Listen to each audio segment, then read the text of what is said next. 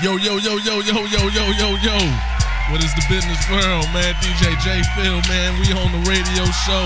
I'm in the building with my man, A Major. Yo. What it is, what it could be. Hopefully it's what it should be, man. Episode 50. Hey. Ooh. We made it. Ooh, 50. What up, world? Yo. We back with a special episode, man. I am excited today, man. Let me introduce this man right here next to me, man. Right across from me, I should say. Go ahead. Listen. Give him the stats. Man, listen. Go ahead, run the stats on. Official motherfucking street nigga for real. I've known this nigga for a long motherfucking time. Long time. My brother for real. My man's came up, developed the language with one of my close friends that y'all all know as Donnie. AKA the Donish. Woo. My man has dabbled in the music, multiple mixtapes. I've actually was given the opportunity to host one. Okay. The Supplier. The Ready to Rumble series. Man, listen, not only has he dabbled in the music and built his own empire in the industry, the Soul Street Entertainment, he decided to go ahead and fall back and do something else. And guess what? What was that? My man is in the kitchen now. Oh, no, not that type of kitchen. What type of kitchen? Man, listen, my man's got this business, man. He's all in the vegan now, my man. Word. Listen, he's got a new vision now, man. Okay. My man is looking better than ever. It's called JuJu's Vegan Creole. Cajun and Creole Cuisine, my brother. Man, listen. Give it up, man. Who my we nigga, got? Give it up, man. My nigga Young D-Boy, a.k.a. King Creole. As the world and the business world would know him as Derek Gaspard Jr., man. Yeah, but Derek Gaspard Jr. Yes. JuJu's Vegan. Yes. It's all the same thing. Yeah. Yes, sir. It's Hey, good to be here. Thank you. Man, hey, D-Boy, man, once again, I thank you for blessing us with your presence here today, man. Hey, man, I like what y'all doing. You know what I mean? Y'all keeping it relevant, but it's got content and some positivity to it as well. Thank you. You know what I mean? Yeah. Y'all need to, let loose a little bit, and y'all definitely giving the people a chance to do that. Thank you, brother. thank you. Thank you. Yeah, listen. I want y'all to see this right here. This is going down, man. Listen, yo, I want to start like not going too damn in depth with you, brother. But sure. let's start in the beginning, man. Because I was telling, hey man, I was like, this story right here is dope though. Yeah. Cause my man, you know what I'm saying, I seen him grind. Yeah. I seen him hustle. Okay. I seen him struggle. Yeah. And I see where he's at today, and I'm like, yo, that's incredible, man. Out He's got the his dirt. own business now. Yeah. Out the mud, nigga, not the dirt. Ooh. He was playing around in the dirt. You know what you get when you play around in the dirt, and then you get mud. He was out the mud. I mean, preach, my brother. It's just never giving up, man. I've always wanted to work for myself, and sometimes it takes working for somebody else to get the means to invest in yourself until you want to. Everybody wants to do their own thing. You know what I mean? But you got to put in the work to get to the level where you got the means to be able to make certain moves. So that's what it was all about for me, man. I done had this and that and lost this and that, and you know what I mean. Got locked up and came out with nothing the first time, and then luckily I was able to work a little bit on the work release, so I had a little bit of some change saved up. The second time I got up, but I pretty much invested that all into graphic design, screen printing business. I forgot you was in that too. I mean, see what I'm saying, man? My man's just dibbling. He dabbles in, man. But I went to school for it, so I was at the point like where I'm already pot committed, as they were saying, in poker. I'm pot committed. I gotta. That's what's up. I gotta at least make one last more move towards it. So I went, pretty much got my own space and started screen printing and shit. But it didn't pan out. You know what I mean? It's just. Look at the way COVID hit. I was dependent on a lot of DJs that throw events to get flyers and whatever. So it just that all put things in perspective as far as like what's essential. What I mean? That's the word they've been using. And everybody got to eat, man. And absolutely.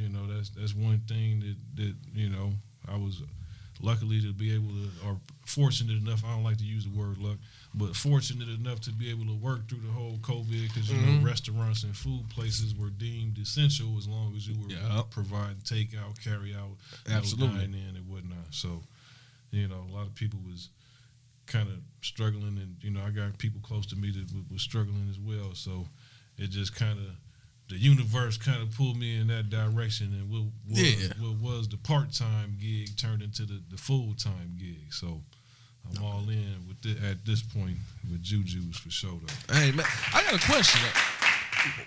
JuJu. Yep. Where did the name come from? Who's JuJu? Me, I'm a junior, so it was. Oh, okay. It's actually JuJu. It's like a little. My grandma on my mom's side, she from Honduras, got kind of Caribbean accent. Oh, okay. So it's always like JuJu. You know, that was the nickname growing up. Oh, okay. But, you know, I never knew that. I was always because I thought that was maybe like your mother, like a nickname for your mother or your grandmother or somebody. Just from being a junior, you know. Oh, okay. So you know, it's a lot of JuJus running around. You know, you know. So it's just You got a little bit of Honduras in you, you said? no, I do. Yeah, my grandma is from there. Yeah, Oh no, shit. Okay. This man got he's Man, like Sprinkle me, man. got a little bit of everything up in you, don't you, boy? You know, one thing about the melanated people, you know, they was transplanted all across. The Absolutely. Americas, you know what I mean? Absolutely. So she real dark. You wouldn't be able to tell she from Honduras. Oh, right, straight up. You know, her mom is actually from Guatemala, and her dad is from Jamaica, but she just was born and raised in Honduras. Hell That's yeah. what made her Honduran. So That's what's up, man. I got I just got a little fun little story to share with everybody in case you ain't know. Hey, yo, hey. Yeah. So, like, I think I told you this. What up? Like, okay, there's been a couple times where D-boys show up to my house, right? Right. Be in the middle of cooking something. Who, you? Yeah. Okay, yeah. I remember I was cooking some crab legs, and I wasn't trying to be all fancy with it. Yeah, he was, though. But what up? I did a little something up in there. I thought I was doing something. As soon as the nigga came to the crib, he was like, "Oh, yeah, come on in. Oh, I'm just cooking these crab legs. Yeah. check me out, nigga. Check me out. Look at this, Yeah. you know what I mean? But I mean, so anyway, my man. You had to put some lemon in there. Yeah, he told me to put some lemon. You named off an array of shit I probably should put in there, but I was like, I'm just trying to, you know, You was trying to dash them things off as ASAP, you know. And niggas, I'm just trying to get him hot. I'm just trying to get them high right quick so I can get the dip and butter this butter right quick, you know what I mean? Let me get one of these lemon packets. Straight up. Let me show you how to do this, son. But I bring that up though to say this, like I never knew, like, brother, like that you was really like into cooking like that. Like I got that from you, but I didn't think like you were like really into it like that. Right. So has cooking like always been something? It's always been something, you know. It felt like work at some point in time. So like, especially working at places like KFC on 12th and South in Lincoln. Okay. And McDonald's on 30th and Ames in Omaha. You know, that's my fast food resume. So you can imagine the type of.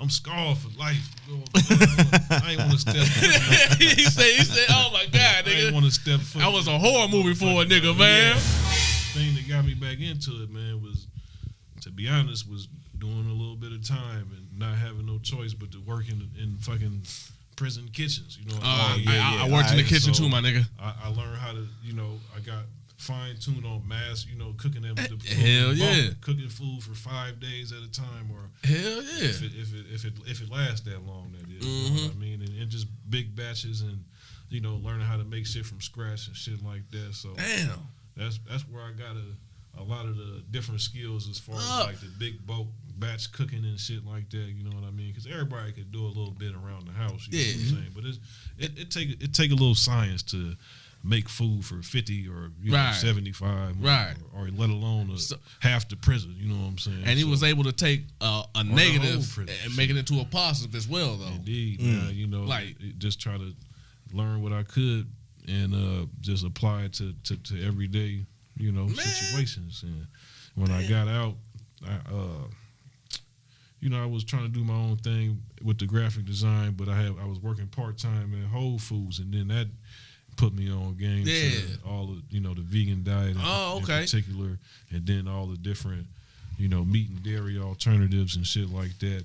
And then, working there, I get to see people who coming in, customers, people who work there, who done transition, and then they tell me they story, oh yeah, I lost 100 pounds just from stop eating cheese, you know what I mean? And like, goddamn, then they showing me the pictures. I'm like, goddamn, you know what I mean? Yeah. You can't. It's one thing to cheese is excluded too. Yeah, being a vegan, no cheese. No chease. Now that's crazy because that corn is wild. They got vegan cheese though. You know what I'm saying? You said they got vegan cheese? Yes, indeed. They said because you got people who out here fighting about that keto, and so that's like nothing but like bacon, meat and cheese. Yeah. So and they losing 100 pounds, but I heard about that. You know what I mean? Like, when I was putting in your there, body through ketosis is not good for the long haul. If you're trying to lose some weight because you got a photo shoot or some shit, then it's more applicable to real life. But if you're a soccer mom and you what are you trying to lose all this weight so fast for? It's unnatural, and then to put your body through that takes more work. You know what I'm saying? And some of that damage could be. It's probably a mean shit. It's just your body starts eating the fat. Yeah, eating its own fat. That's what ketosis is. Okay. So that's where the keto diet comes. That's what the keto diet is. Yeah, it's basically like a lot of intermittent fasting. Yeah. Like just eating a lot of protein. Because when I was in work with myself, a lot of cats were doing that. I mean, I wasn't really into it. I'm just like, I'm just gonna hit these weights. If you're trying to get shredded up, then that's or because you gotta. Oh, I always been a little nigga, so I'm trying to put weight on. But that's not that these niggas off me. If you got like a large weight loss goal, then keto is not for you. You want something slow and steady. You know what I mean? Something more controlled. You know what I'm saying? So it's fair to say about that time you was at the Whole Foods. That's when you started looking into being a vegan. Yeah. I was always kind of health conscious towards like when I got out and whatnot. Just trying to work out. I had that work ethic from working out, so I just was working out a lot and trying to just stay eating right. And once I realized I wasn't really eating right, then I started making changes here and there, and just shit got to where I am now, just cutting shit out. I still ain't perfect, by any means, but I just try to make the cognizant decisions at the grocery store and shit like that. And that's where it all started. Because if you buy some shit, then you feel obligated to eat it. You done bought a whole motherfucking box of Twinkies. You ain't about to just eat one and be like, oh yeah, I'm just going to get I paid for them. I paid for them. Bash these motherfuckers. Now you buy a whole 2 liter of soda. You can't just drink 1 cup. You gotta. I'm about to pour up. So that's what I'm trying to do. Some days I'll be in the house like, God damn, I ain't got shit to eat in this motherfucker. Right. Let that snack on this shit. Yeah. I work through it, but shit. That's what's up, brother, man. So, with that going into that, so when did you start thinking, okay, when the idea for the restaurant come in fruition? Like what hit you? What made you think about doing it? I'm just curious. I'm trying to pick your brain, but because like I said, I seen you in the street, my nigga. To be honest, man, doing the music and everything. So I'm just curious, like what made you? It was my homegirl that kind of jump started it. Ashley Hopkins, who did my hair. No shit. Man, shout outs to. I'm telling you, we need to get her on the show, my nigga. Yeah, because I was, working at the Whole Foods. I was always posting videos of me cooking shit. Yeah. And then I started flipping it, like doing all vegan shit. You know what I mean? Like, I make vegan red beans, vegan jambalaya. And she was like, yeah, you should come cater for us. You know what I mean? At Sweet Jane, the salon's 10-year anniversary. So that was the first, kind of unofficial event. So I went there, pretty much like sold out of food, and everybody liked it. And I was, like, okay, they got some good feedback. Let me see where this can go. Right.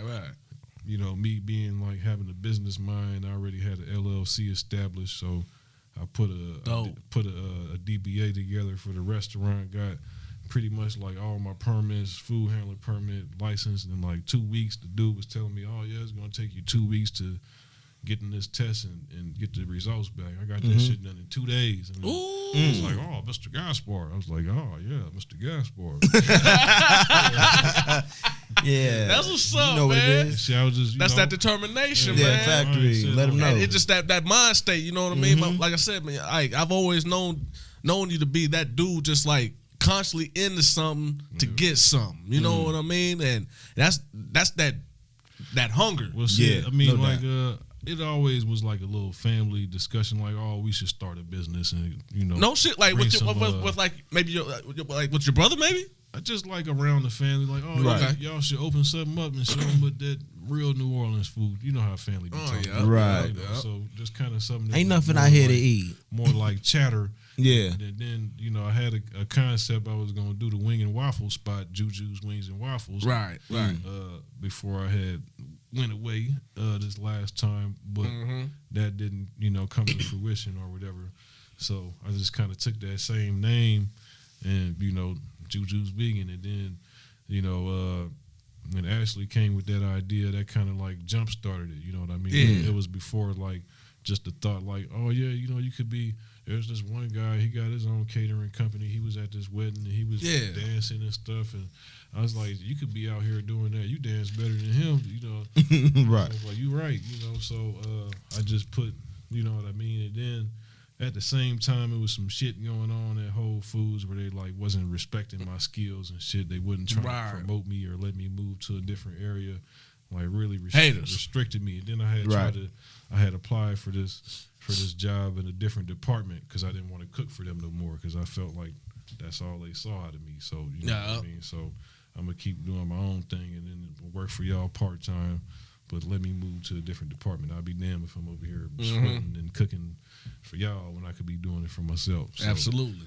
when they ended up giving the job to somebody else who wasn't as qualified as me, I said, this is the last straw, you know what I mean? And it wasn't like as a matter of, it was I was way more qualified than this other guy, and had been working there for 2 years. Was he white? Mean? He was. But the thing is, it was a position that required some physical exertion. This dude was in no type of good. I mean, he was overweight. I'll say that. Obviously, he was fat as fuck. Probably. I had begun my transition. Yeah, into my fitness, and I'm like damn near my peak. I'm like, you gonna trust the whole, I ain't gonna go into details, but you know what I mean. Like, you should want somebody that's got some mobility and some agility. Move some boxes around if need be. If some shit happened, he could catch some shit if it's about to fall. Or, of course. And this is what you want to look. Yo, this is at Whole Foods. Yeah. I mean, you think they would try to get you at Whole Foods? You would want also a whole total package and an image of that. You know it was some things. But obviously going that on. image he wasn't. And I fulfilling. will say that part of the people that they had the people that had their hands in that, they no longer work there because the people above them saw that. Why do these good people keep leaving here? You know what I mean? Right. Yeah. Because I'm not the only guy. There's another guy, Nick Webster, he does the bistro. He actually worked there, and then he was like, like, damn, y'all don't have y'all shit together. And he left and started his own business. Oh, no shit. Oh shit. So damn. Yeah, he's doing yo, good. shout out to Whole Foods, you dickheads. Yeah, over here Putting everybody on their feet. Yeah, that's what I'm saying. You know what I'm saying? I still fuck with him. Yeah, you know what I mean? Hey, the employees, you know what I mean? Absolutely. Right. But I will say, as a company, they've been shafting their employees lately. I can't stand behind that. They just cut they raised their minimum wage to 15, but then they cut the benefits for part-time employees. Oh, that's whack. So it's been people that've been working there for 10 years, been having insurance. And then they got their shit like some of them like elderly people that's just working there for right. insurance. You know what I mean? Yeah. Oh, that's cool. And they cut that shit. So he made it seem like he was helping out by raising the minimum wage, and he cut the benefits, which that's what really matters is people's health. You can't get to work. You can't exactly. to begin with. So it don't matter how much you're paying if I can't get there. They look at it like, yo, we'll just take another applicant. Yeah, we're gonna fill it up with one of these young college part timers. Right. They're gonna work for 2 months and quit. And we're gonna get somebody else. Hey, we ain't got you 2 months. You ain't even making it past the enrollment period. A revolving door, man. A revolving door. Working there for 60 days for the insurance to kick in. So they want you. Yeah. So Damn. That's crazy, man. Corporation style. Well, I'm glad that you was able to, you know what I'm saying, use that. Take wake up call, use it as motivation. Like, okay, all right, yeah, this is what y'all want to do. All right, watch me then. Yeah, watch me. Yeah, you know what I mean. And here we are. Now, how long has JuJu's been up? Since August 2019. Congratulations, my brother. Okay, yes. Congratulations, man. Good job, brother. For real, man. I'm proud of you, man. Hey, man, I appreciate it. I'm proud of you, brother, man. You know what I mean? Because I was just telling, like I told when we had a discussion of who we wanted on when we first come up in here, and I told him, hey, yo, it's got to be D-Boy. My nigga's got a story. And then on top of that, like I said, world, I fucks with D-Boy. Hey, man, I did it all. Listen, man, my nigga, look, so I'm not going to go into the details, but my nigga, all I got to say is, you're solid, my nigga. You're solid. I appreciate that, man. Like, for real, man. Like, I don't and I don't think a lot of people even realize this. I got a fun story to share. All right, let's do it. Okay. Yes. I sure didn't remember the crab leg story. I got another one. I didn't remember it. You told me that. Oh, he's going to play that? I hit the wrong button. I forgot about it. I hit the wrong button. Listen. Okay, so that's not funny. That's not funny, nigga. I was trying to get my buttons right. Yeah, whatever. Hey, need some tape, some labels on here. We're going to work on that. Got to upload our own shit. There's too many applauses that I'm missing out on right now. I'm going to have to do post production, but we in there. We good. All right, let's go. Where we at? Okay, so Stories by J. Phil. No, it's more about him. It's really more about the game and the focus. I heard you. Okay. Okay, now my man's, you were doing openings for Juvenile. Remember when Juvenile came down here? Yeah. Okay, and he went to, I think it was Des Moines we went to? Sioux Falls. Or Sioux City. It was in, I know it was in Iowa. Maybe it was in Des Moines too. No, it was like Grand Island. It was Lincoln, and then I didn't do the. I do remember going to Iowa. I don't know. I didn't go to the Grand Island with you. It was Sioux. Yeah, it might have. It was either. It was Sioux City, because Sioux City, Iowa. Yep, on the Iowa side. But my man's came to me through the opportunity. Hey, man, about to do this opening. Come DJ for me or whatever. Right. You know what I mean? Or come join us. Right. And I was like, hell yeah. You know, I'm not gonna say no to that. Right. So we go there. Juvie's there. Juve. And and that's why I'm so proud to be from, you know, Lincoln, and I'm always say that because Lincoln showed up and showed out for Juvie. You know what I mean? Put it down. It had some ill shit happen that night, but we ain't gonna get into all that. It was a head busting, but we're not gonna talk about that. Anyway, the thing is though, there was a DJ there. And this is how ahead of the game my man is, man. There was supposed to be a DJ there, and the DJ ended up not showing up. D-Boy looked at me and was like, yo, you got your tables with you. I said, my man, I wasn't planning on DJing. Yeah. I'm gonna go ahead and I'm gonna do my D-Boy impersonation. Yeah. See, my brother, you better bring that. You never know. You know what I mean?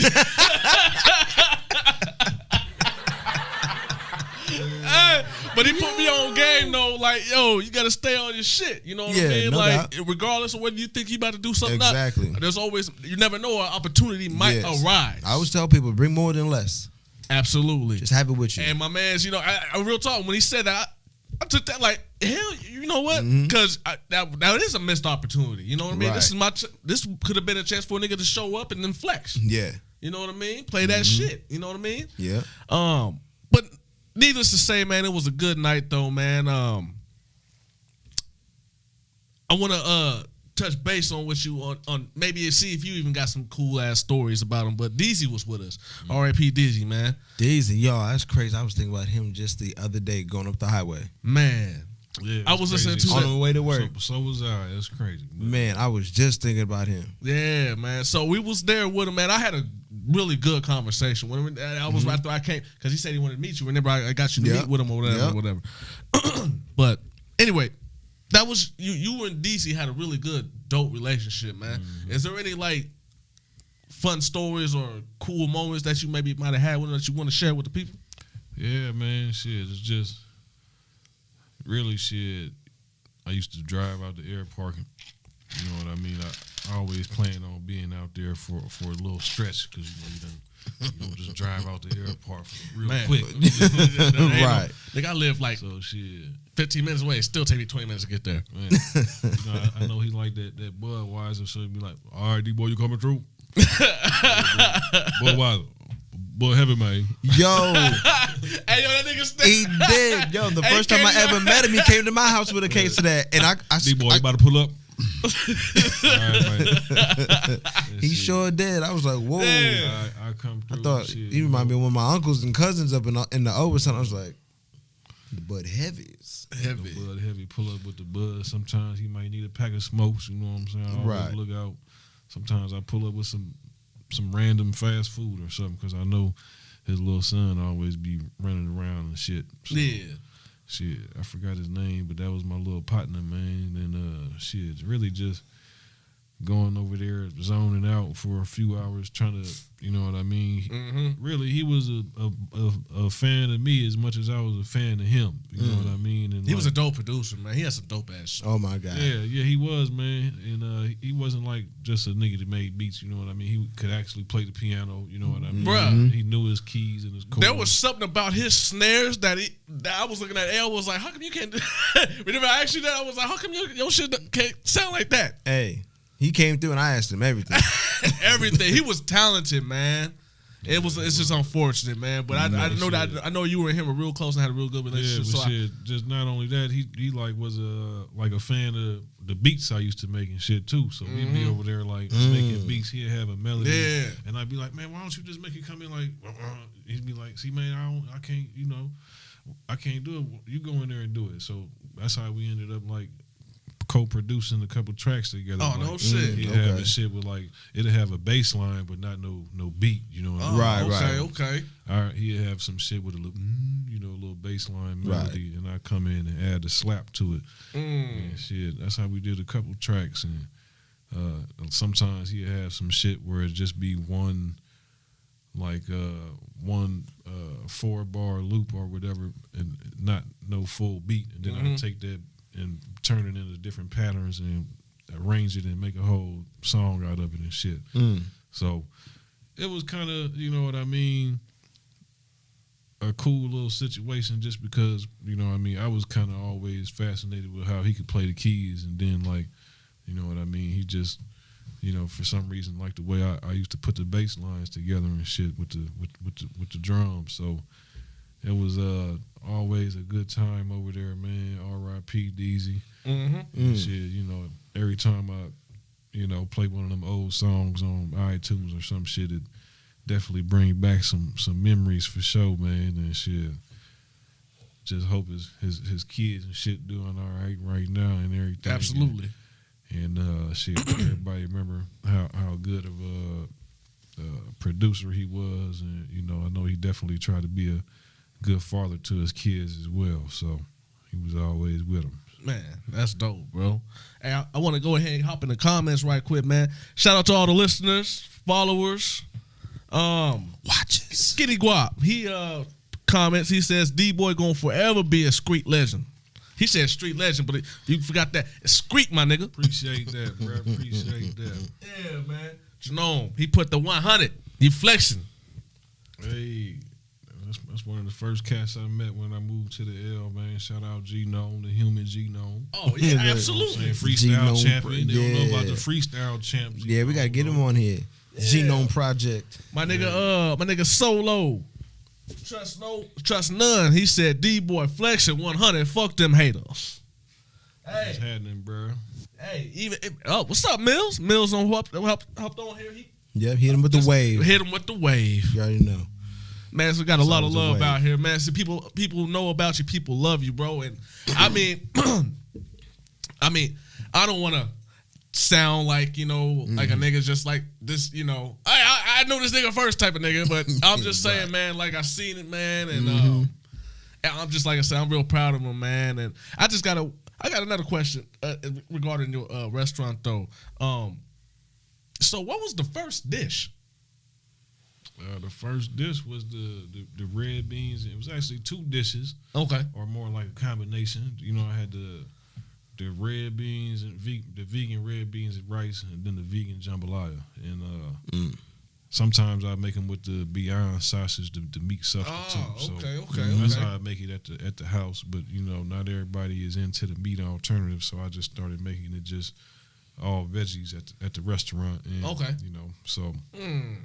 Yeah, that was the first 2 dishes with the greens, kale and collard greens, Southern style. Yeah, no meat, but they braised in the stock just like some Southern style greens, right? With the fresh. My nigga said braised. Braised.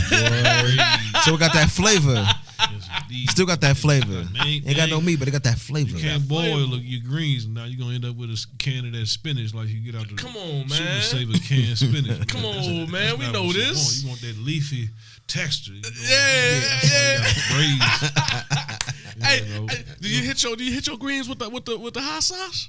Oh, you know what I'm saying? When I'm feeling froggy, for the most part, it just it be so much flavor. I just be bashing it how it is. Yeah. See, coming up and growing up with my grandmother and shit. She's from Hattiesburg, Mississippi and shit. Okay. Or I grew up out of Hattiesburg, originally from Shreveport, Louisiana. Yeah. But when she make her greens and shit, she throw in the it just depends on her mood. She might throw salt pork in it. She might throw the hog mugs in it. She might throw some. I don't know. It's random, but I do know. I want a bone in there. All I know. I have to put that in Louisiana or some type of hot sauce on my shit, baby. Ooh, it's so good to me. It is. I'm a Red Devil fan. Oh, the Red Devil. The Red Devil. Cajun. That's the Trappies. Do you eat yours with the cornbread on the side? Yeah, just depending on the day. You know what I'm saying? I be having so much cornbread and all type of shit. I just really just. You think it's a Southern thing? Is that a Southern thing, man? What up? You know what I mean? To be just eating the collard greens with the cornbread on the side. I don't know. I think it just go together. It's like burgers and fries. That's it. You know what I mean? Like, what else you gonna eat with it though? It do, man. It's just. You need black eyed peas with it too. There's just so many Southerners that migrated to the north. It's just kind of a black thing. Yeah. That's not a really Southern thing. Yeah, it's just a black thing. Yeah, it's just a black thing. Yeah, man. It's just a. I'm just saying. I know what you're saying. Yeah. You know what I mean? Because I wish she had Blizz up here because I wouldn't have to ask him. I want to ask him. Everybody might have, but he West Indian too, though. You know what I'm saying? So he West Indian. So that's different. Just. Hey, do y'all do collard greens and black eyed peas on New Year's Day? Yeah. Actually, no. On New Year's Day, New Year's black eyed peas with the green. Yep. I don't know if I specifically do that. For good luck dish. It's a good luck dish. Good luck and good fortune. Dark leafy greens and black eyed peas. And black eyed peas. Yeah. Since when though? For real? Forever. Yeah. But see, they tried to. You know what I'm saying? They tried to colonize it. You know what I'm saying? They trying to make it seem like it's a Southern staple, but really the black eyed pea originates from West Africa. It's a West African dish. Right. You know what I mean? So it's that's where it's rooted from. Message game. That's game. We was both when what they was stolen from them lands. They brought them black eyed peas with them. Preach. They brought what they could. You know what I mean? Absolutely, man. Heard that. Man, my nigga D-Boy. Hey, yo, so you in the kitchen and with the restaurant, shout outs to D-Boy again, our guest, special guest on the Radio podcast. I appreciate you. Yo, who got you into cooking though? Like, when did you know you wanted to cook? That's a good ass question. Because it seems like a lot of, not to cut you off, but a lot of women are seen in the kitchen. But for a man to be in the kitchen, that's not really usual. That's what I'm saying? The thing about New Orleans culture. Like, a lot of the men in the household are actually the better cooks. Like, my grandpa was a better cook than my grandma, and actually taught her, a lot of things that the whole family knows about cooking.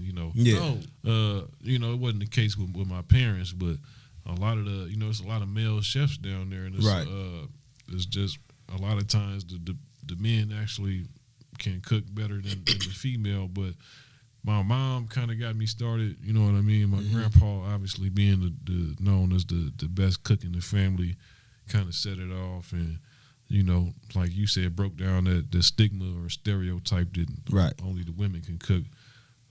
just because everybody. He didn't cook that often, but when he did, though, it was they knew it was official, heavy. Yeah, it's official. Bring out the whistle. Exactly. Papa about to make barbecue shrimp. You know what I mean? So, Yeah. Everybody was home on time then. Papa made gumbo. Oh shit, you know what I mean? So Damn, this gumbo does sound nice. my mom Hey, so just be watching moms in the kitchen. I didn't mean to cut you off. No, you good. I was gonna ask you so being a vegan now, how do you make your gumbo now? Because I know you used to bring up every time we talk about some type of food, you always bring up gumbo. Yeah. And usually gumbo got the sausage in there, you know what I mean? Yeah, and all that. So how are you doing your gumbos now? Obviously, I can't use the seafood and shit, so I just use just different vegan sausages. So okay, I use it's not that many varieties out there that actually taste good, to be honest, because like vegan cheese and vegan meat alternatives, some of them is hit and miss. Some of them taste like straight trash. I ain't gonna lie. Yeah, boo-boo. You keeping it real, man. Yeah. Some of that meat that niggas is buying tastes like straight trash too, though. That's just the way the world, you know what I'm saying? That's 100. So when every hamburger you buy ain't gonna be like, damn, that shit was just fire.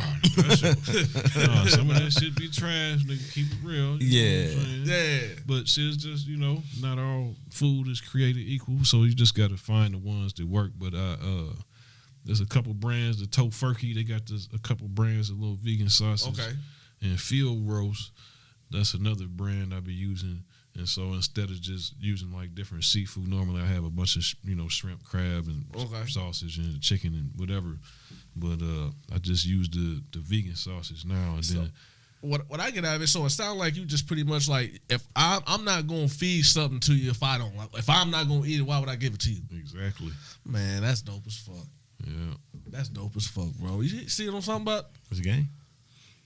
That's the way I feel, you know what I mean? And shit, I know I'll be making family members and shit uncomfortable when I be saying shit like telling my brother kids, like, you know where that milk come from? You know what I mean? Like, I want to hear this shit. No. Yo, this has happened. Can you share that with us right quick? True life story. I had conversation with my little brother's kids. You know what I mean? Right. You over there drinking that cow titty milk? You know what I mean? That's what you call it. Do you know why? Do you know why it's white? I asked them. I said, "Do you know why it's white?" They were like, "No." I said, "Because they have to bleach it and clean it because there's metal clamps hooked up to the cow's udders, and blood gets in the milk and pus sometimes from them being cut and sores and scabs, and so that's why it's pasteurized. They pretty much have to boil the milk and bleach it so it looks white. Milk is actually like a yellowish color. You know what I mean? Yeah. And that's why it looks like that. And, that's crazy. I had to explain that to them. You know what I mean? And I ain't drank. You didn't have to. You didn't have to. They need to know. And they started laughing when I said, y'all over there drinking that cow titty milk. Cow titty milk. Cow titty. Yo. Added cow titty. Hey, they be saying that whoever the first motherfucker was to get down underneath that cow and find out they had that milk was a strange motherfucker. Or a hungry motherfucker. A very hungry motherfucker. How you figure that out? We got a lot of options now. Like, you know what I mean? He looked at it and was like, we got options, man.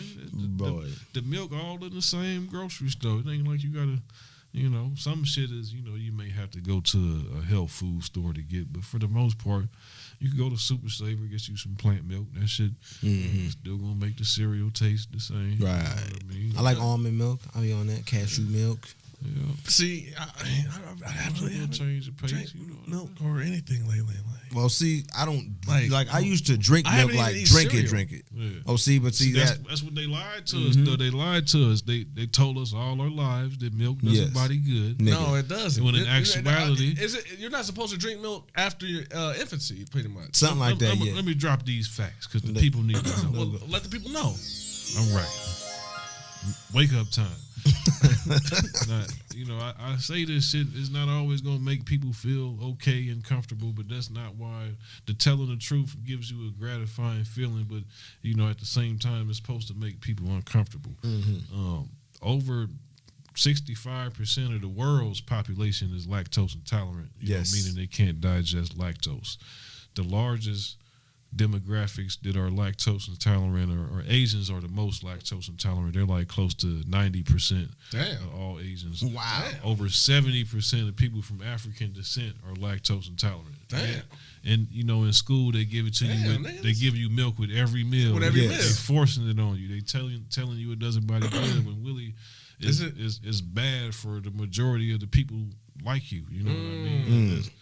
And that's crazy. You know, ironically, you know, they say less than 5 to 10% of people from, you know, the Nordic and European areas are lactose intolerant. So that's why, you know what I mean, in certain societies and cultures is being pushed, and you know, in America is actually subsidized, meaning that, you know, that milk is actually supposed to be like $10 a gallon, but since you're paying taxes, the government's taking your tax money and subsidizing these dairy farmers, basically regulating the prices to make sure that milk is affordable. You know what I mean? And you know, this is all public information. You can look up subsidies. Why I feel like Weebay in the wire right now. No, it sounds like you don't did your research, I mean, brother. They've been lying to us, my brother. You know? Hey, you know how I knew it was a lie? Because I used to get cussed out drinking like gallons per day. Yeah. And I only grew to be 5'8". Man. Hey, you know when we was growing up and they'd be like, oh, he just a little shitty booty. Nah, that nigga was probably just having a bad reaction to whatever the fuck y'all was feeding him. Oh, he just a shitty booty little boy. Shitty ass nigga. Nah, nigga, he ain't supposed to be drinking that milk. That's why. That nigga's stomach is fucked up. Yo, fucked up. Man, the Alka-Seltzer. God damn. Hey, yo, and you not lying, because I remember growing up, I never thought about it, but I thought it was eggs when I was eating. Oh, he just got the bubble guts. Yeah. No, nigga. On the weekends, I used to eat and shit, go outside and go play. I'm like, oh man, my stomach hurt. I gotta go back inside. I'm like, oh, must have been my breakfast. Milk, that was that fucking milk. And I used to drink half a gallon at a time. They told you it did a body good, man. I thought it did too, because I was ready. Karate Kid on the commercial with the mustache and shit. Oh, I remember that shit. You thought she was about to chop through the ice and some more shit off that. Hyped up off the milk. They lied. Nah, nigga, that's all a lie, nigga. God damn, that's weak. Damn, my nigga D-Boy coming through with the knowledge, man. Yes. Hey, man. JuJu. This is peer review research. You know what I'm saying? Mm-hmm. Yeah. World Health Organization, you know, dropping these statistics and shit. So this is all. So not only like when people come to your restaurant and come to eat and get, you know what I mean, you're actually up on game on this. So it's like this right here will do your body good. Right. You know what I mean? Yeah, I mean, you know, I got some fried shit on the menu too. Oh, what you got fried? I got the vegan spicy chicken and the vegan lemon pepper and the vegan buffalo chicken. Ooh. And the vegan ribs. You know what is that? So what you making the chicken and the ribs out of? It's made from seitan. You know, this you could buy this in the store, but I make mine from scratch from wheat gluten. Which is pretty much wheat. They take the wheat berry, they separate all the starch from it. So what's left is 70 to 80% protein. You know what I mean? Oh shit, that's big protein then. Yeah, big protein. You know, if you got gluten allergies, you know, you might not be getting down with that. But it's definitely people actually use it. Companies use the gluten powder in a lot of supplements and shit just to add protein. I've heard that. I heard pea about protein, the wheat protein. Pea protein is a popular one just because it's higher percentage, but it costs more. So damn. Like peas, like the vegetable. Yeah, peas have the most protein per any vegetable. That's a lot of people like sweet peas. Yeah, like almost 3 and I want to say like the peas and the pod peas. 3.5 grams per serving, something like that. I want to say. Seriously, you can Google this, man. You can Google this. Man, I be Brussels sprouts. My mom, she used to make some fire ass pea salad, and I still make it to this day. You said what? They got a lot of starch too, carbs, but in you peas, need that for energy though. Yeah, that's a fact. Yeah. I'm just gonna say my mom makes this fire ass pea salad. Yeah. I took a recipe. Man, that shit's fire, man. I can't get enough of it, man. I fuck some pea salad. I can't get enough of that. Fuck some peas up. I'm trying to tell you. Ooh. Listen, I ain't gonna give away a recipe, but I'm just gonna say the shit be fire, and then y'all might have actually been over there and might have had some and didn't even know it. I think but that's probably. But that's my mom's recipe, bro. He was fucking it up, didn't he? Yeah. Everybody looking at that last I ain't scoop. fuck up a damn thing, nigga. I made sure I got it. Look, I got her cooking book. No, I'm not saying you was fucking up. I'm saying we was fucking up. We was like, oh, okay, my bad. I'm about to say, nigga, ain't no way. I'm in there. No, we was fucking up with them Add servants. in 1 teaspoon. Okay. 1 teaspoon of what though? She said, I almost got it. 1 teaspoon of. Yeah. Anyway, nigga. Good try. Good try. Good try. Good try. Nah, you failed. He said you failed. My brother. Yeah, man. Go ahead. Yeah, so D-boy, man. Go ahead, pour it. You can pour it myself. There's ice in here too, bro. Bang. Need some more ice. Yeah. Back to the seitan. Let me finish up on that. Yeah, trying to finish this gallon. Drop the. My man's over here on the fit kick. Not a fit. Just got to my water finish. too somewhere. See? Oh, it's back there. It's back there. I mean, you gotta drink a lot of water. Got to. Well, yeah, Got to have with that it. seitan, The Rona. man, you could boil We'll it, talk about it. bake it, or steam it into this loaf. You know, you just knead it like you're kneading a loaf of bread. About to bake some bread, and then you wrap it up in parchment paper and foil.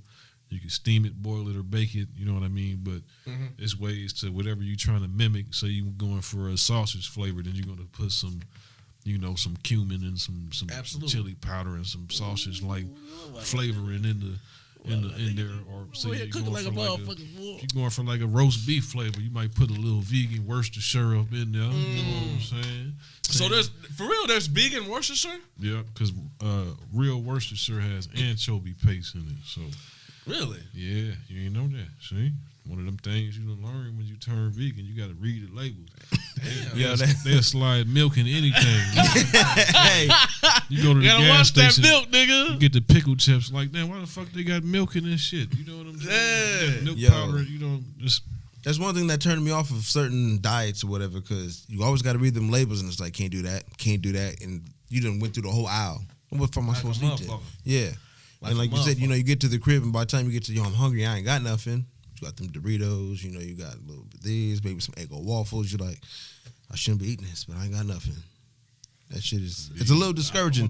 How long you been a vegan? since strict vegan since June 2019. How was that transition? Yeah. You know, A lot of people. I just the stories I've heard.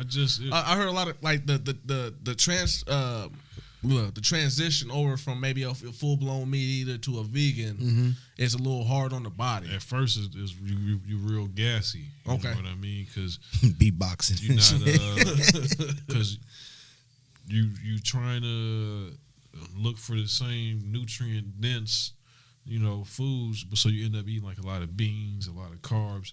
Your body's not used to breaking down all that fiber. So like the first 2 weeks, you're gonna be real gassy. Okay. Now at the same time though, I had did a 2-week cleanse during my first.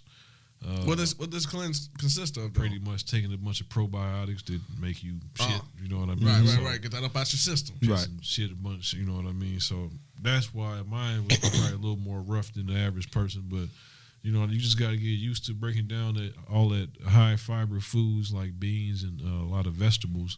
And just because you should be, but the way that people have just meat heavy diets, they're not used to it. That's why people just used to. Your feces is actually supposed to float in the toilet. That's the sign of sink. That's a sign of a healthy diet. So Yep. All that fiber is going to Nah, you bring ain't it to know the that? top. Nah. Yeah, your shit gotta float, bro. Word. It gotta float like it. When you eating all that meat and processed shit, that shit just Yeah, that shit. You ever had them shit? You ain't never had one of them shits where you thought you could have sworn you had a shit. And you in look you? in the toilet, and you didn't hear it. It just dropped in that motherfucker. That motherfucker went all the way to the neighbors. Surprise, motherfucker. Just went straight into the hole. It flushed itself. Don't worry about it. I got it. Done it. I got it. Just didn't even hear it, nigga. Just Yeah.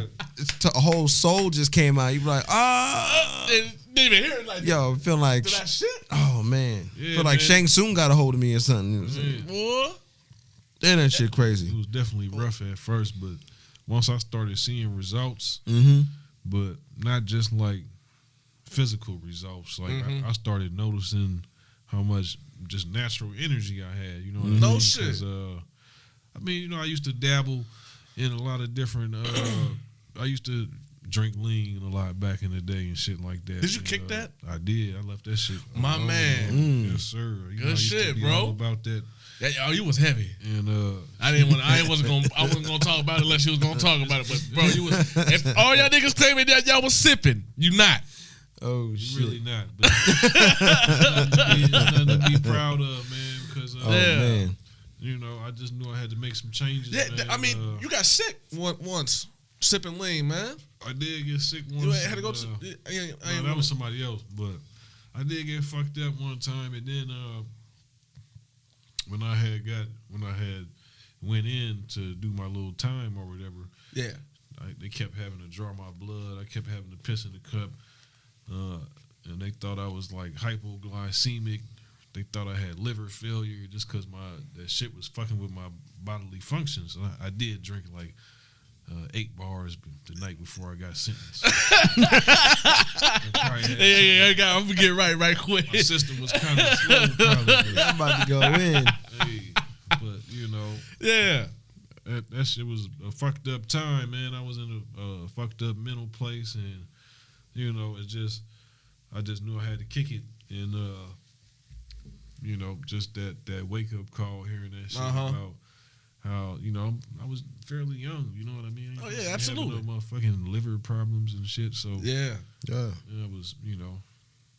Ain't no way No, to actually, ain't no way to live and ain't no way to go. The shit's Either way. liquid heroin, man. Call it sip, drink, that's perk, what it is. act, walk hard, whatever you want, nigga. That's that boy in a cup. It really You know is. what I It really mean? is. So fuck that shit. Fuck them opiates. Fuck Percocets. You know, all that shit's fucking another way for you to give your money right back to them motherfuckers. And Absolutely. put yourself in the zombie land in the process. You know what I mean? Hey, talk to him. Message. Hey, I want to talk about your accolades. Recently, you just won. I really didn't understand it, but can you explain to me and maybe the people? You won a reward. I won an award for my Discover card. What they doing? They giving away $5 million to black restaurants across the country. So they do weekly winners, 25,000, and you can't nominate yourself. Somebody has got to be like a community member. Mm-hmm. So somebody from Omaha that came in the JuJu's, all the way from Omaha. somebody that came in the JuJu's one time. Like I be getting love down here, but like I ain't got none of them SBA packages. I ain't got no grants from the local government or state government. They ain't done shit for a player. You know? And I ain't asking them to, even though they is using my picture on that commercial.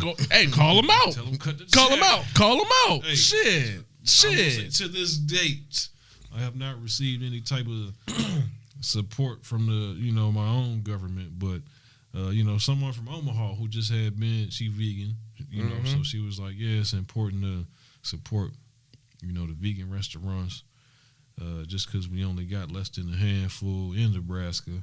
And not only that, the award is for black businesses. Absolutely. So that's obviously, not common in Nebraska either, even though there is another black-owned vegan spot in Omaha, the Naughty Buddha Burger. So, okay.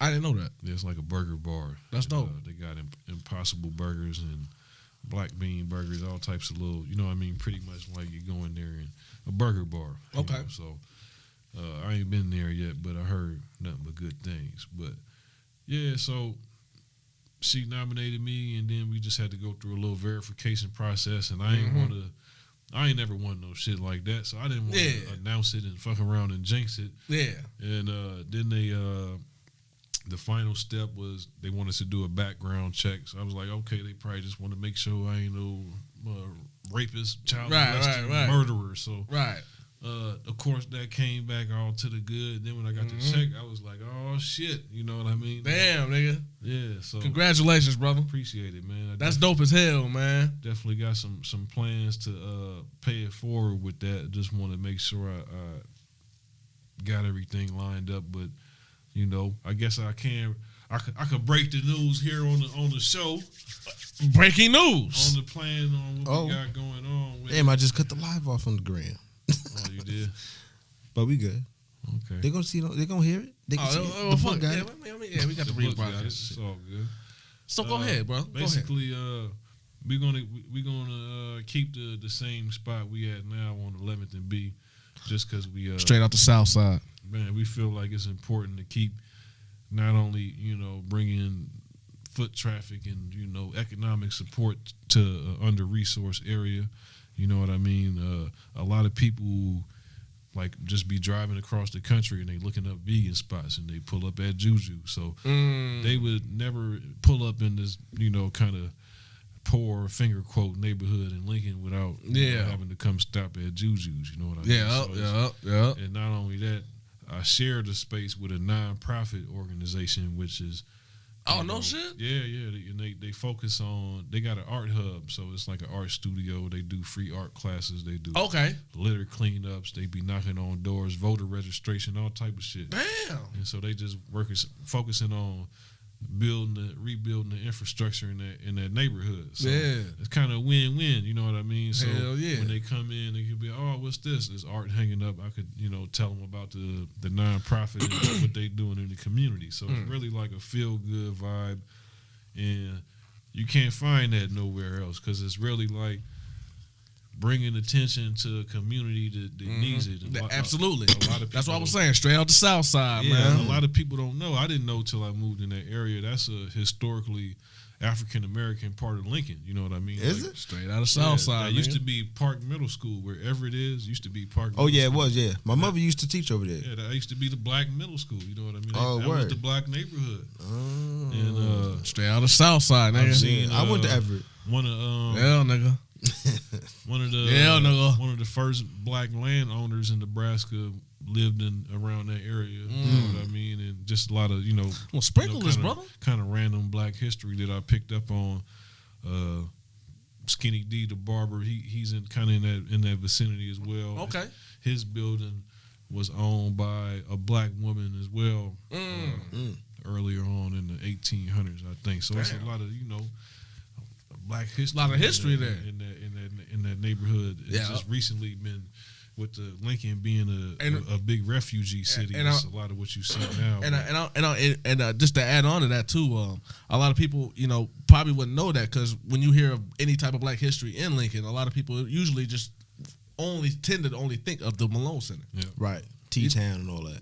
Yep. Yeah, you know what I mean? So that's message. We talking about like 1800s and right. So it go deeper. Back. late 1800s. Yeah, my church is over there. We used to go to attend Quinn Chapel, and it's the first AME. Hell yeah. Yep. Hey, so you chilling with us, right? Man, shit, we got D-Boy in the building, y'all. We on the radio show, man. Make sure you guys is following us on Instagram. The gram.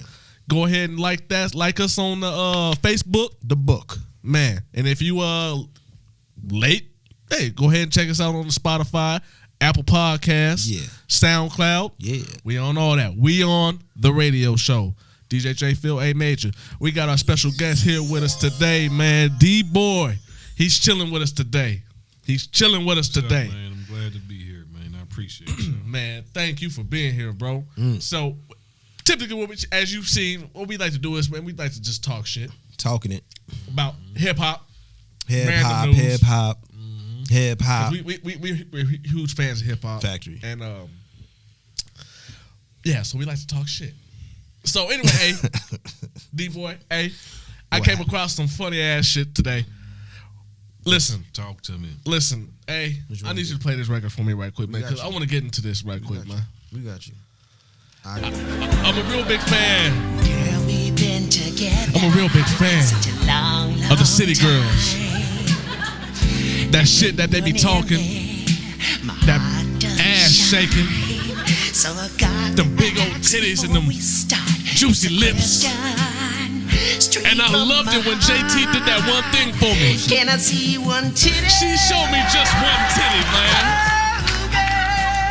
She showed me one goddamn titty and I loved it.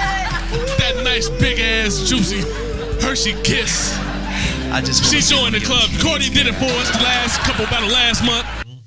Just for you too, huh? Oh my God. It was just She looked into the camera. She said, J Phil. That's for you.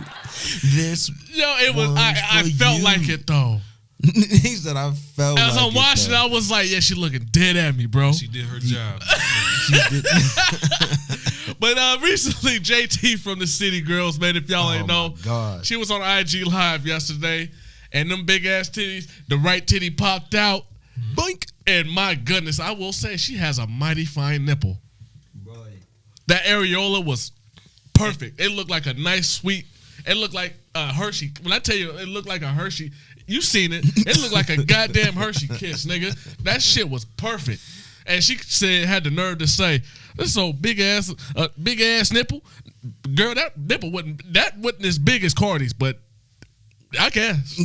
I guess. Yo, both of them out.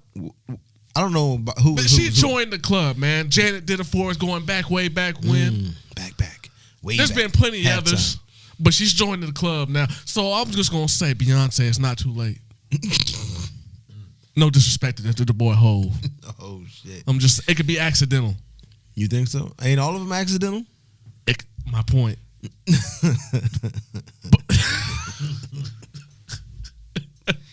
Has she not had an incident? Huh? She ain't had an incident yet? No. Beyonce? Old girl fell off the stage. That was about it.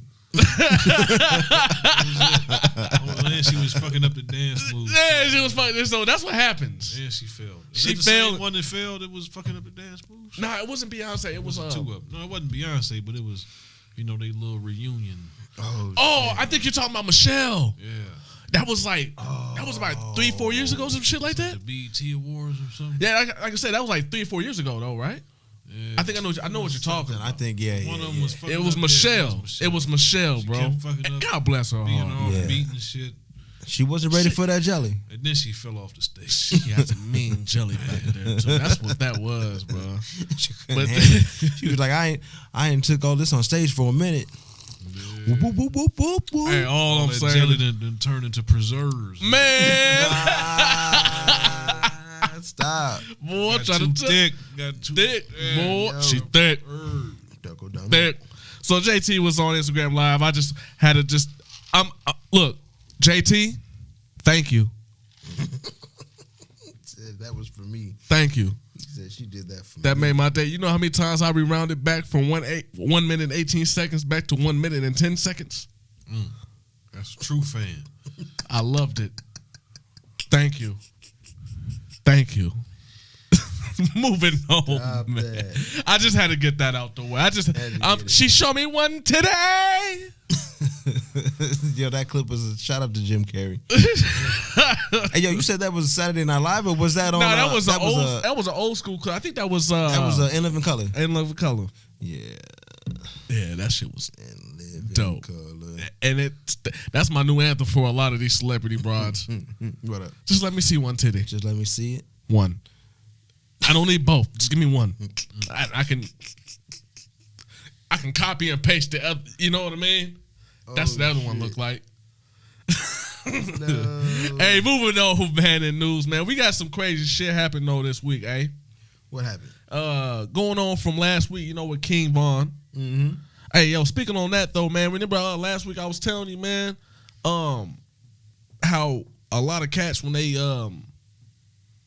get into beef, like I was taking what Willie D from the Ghetto Boys was saying, Right. like how a lot of cats when they go out, everybody got a plan on what they gonna do to the next man, but they never plan on what the next man might do to them. You know what I'm saying? Yeah. Recently, there was new footage that came out. For those who don't know, another angle. Have you seen it? Nope. There's another angle of King Von. It shows it's literally like behind the white truck where he was shot at, but the front of the white truck. But Von comes out of this crowd of people, hits a corner around the truck, and then there's Quando Rondo there. And it looked like literally he stopped and just started jabbing on him. And they go at it. It's a tussle. The whole tussle didn't even last 5 seconds. Literally before Rondo's shooter, the shooter that on Rondo's behalf came out and did what he did. But like I said, it goes back to what I was saying. A lot of cats, I'm being older now. I'm more. I used to be. I get it. Right. You know what I mean? You do reckless ass shit like that, but it makes sense though. Like everybody got a plan on what they plan on doing to that man, but nobody plans Right. on what that man might do to you or you what he has. So you looking at him like he was sitting there, he just had the scope on Quando, but he wasn't looking at his other man. Who was like it was reckless. With his backup. It was reckless. Yeah, it could have been. Was he just dolo a about fist that? fight? But did it have to? Huh? Was he dolo about that? It was just No. Vaughn had a crowd of people with him. What was they doing? Watching, because it started out with Vaughn. Really, he was. I'm not gonna lie. He was getting out Rondo. He was putting them fisticuffs on him. But did he sneak him or did he pull up on him and they had like I wouldn't say he snuck him, but he caught him off. He caught him slipping, like because he was in front of him. Like right. Rondo looked up and seen him. Yeah. But I'm not sure if Rondo looked up and seen who it was. Right. You know what I mean? I don't know. I'm not from the camera angle. That's what it looked like though. Like he just was walking, boop, oh, bam. You know what I mean? And, it's on. You know what I mean?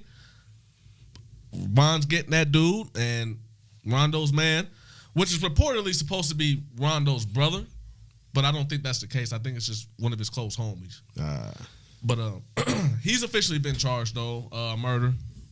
Who? The brother or the homeboy? The homeboy, yeah. Officially charged. He's out of here. This was in Georgia? Yes, sir. They don't got Atlanta. Atlanta. They don't got to stand your ground or nothing like that out there in Atlanta? Listen. That man can't listen. It started out a fist fight. It could have ended. Look, I'm just saying it could have. In my opinion, it could have ended the fist fight. Probably charge him with second degree murder. No, it's definitely a second degree. It wasn't premeditated. I'll tell you that. It definitely wasn't premeditated. It wasn't no malicious intent either, because it was like right. You're on my man's. Let's keep it real. These young boys out here really listen.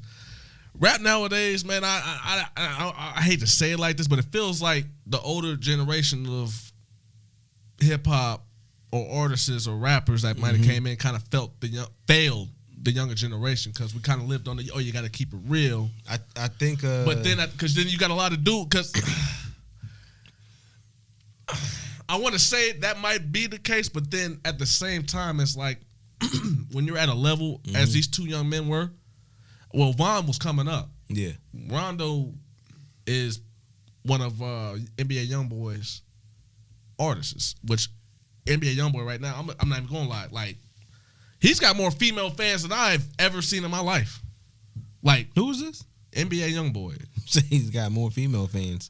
The King Von dude, though, he like... But they say he was really with that shit, though. He's like a bloodline from King David. Yes. I was just about to say that. His uncle. Yeah, what? It's his uncle of the BDs. Yeah. Of the BDs. So he was a BD. Started that gang. Oh. So he's like pretty much royalty in that gang. Oh. Absolutely. A descendant.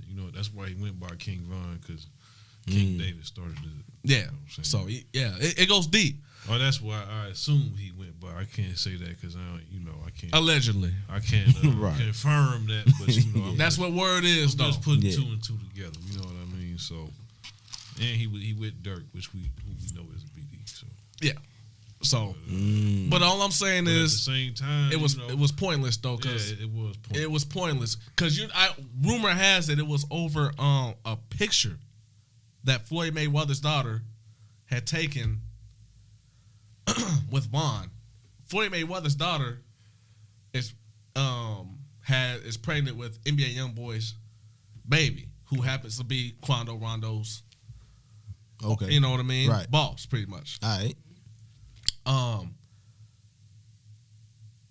There really wasn't no reason to be doing. You know what I mean? As more the story's kind of unfolding, it's really like, really, this was all for nothing. So what? This is over a picture. Ego check. Wait, but who told him to go and even get him? Huh? Did Floyd Mayweather? What, he sent him out there to go hit him, or what's Come up? on, man, you think Floyd's that damn stupid? Nah, but I'm saying, what if we talk about a picture with obviously a couple or whatever this is going on? What are you going to hit the other nigga for? For another couple? No, because Vaughn moved out to Atlanta.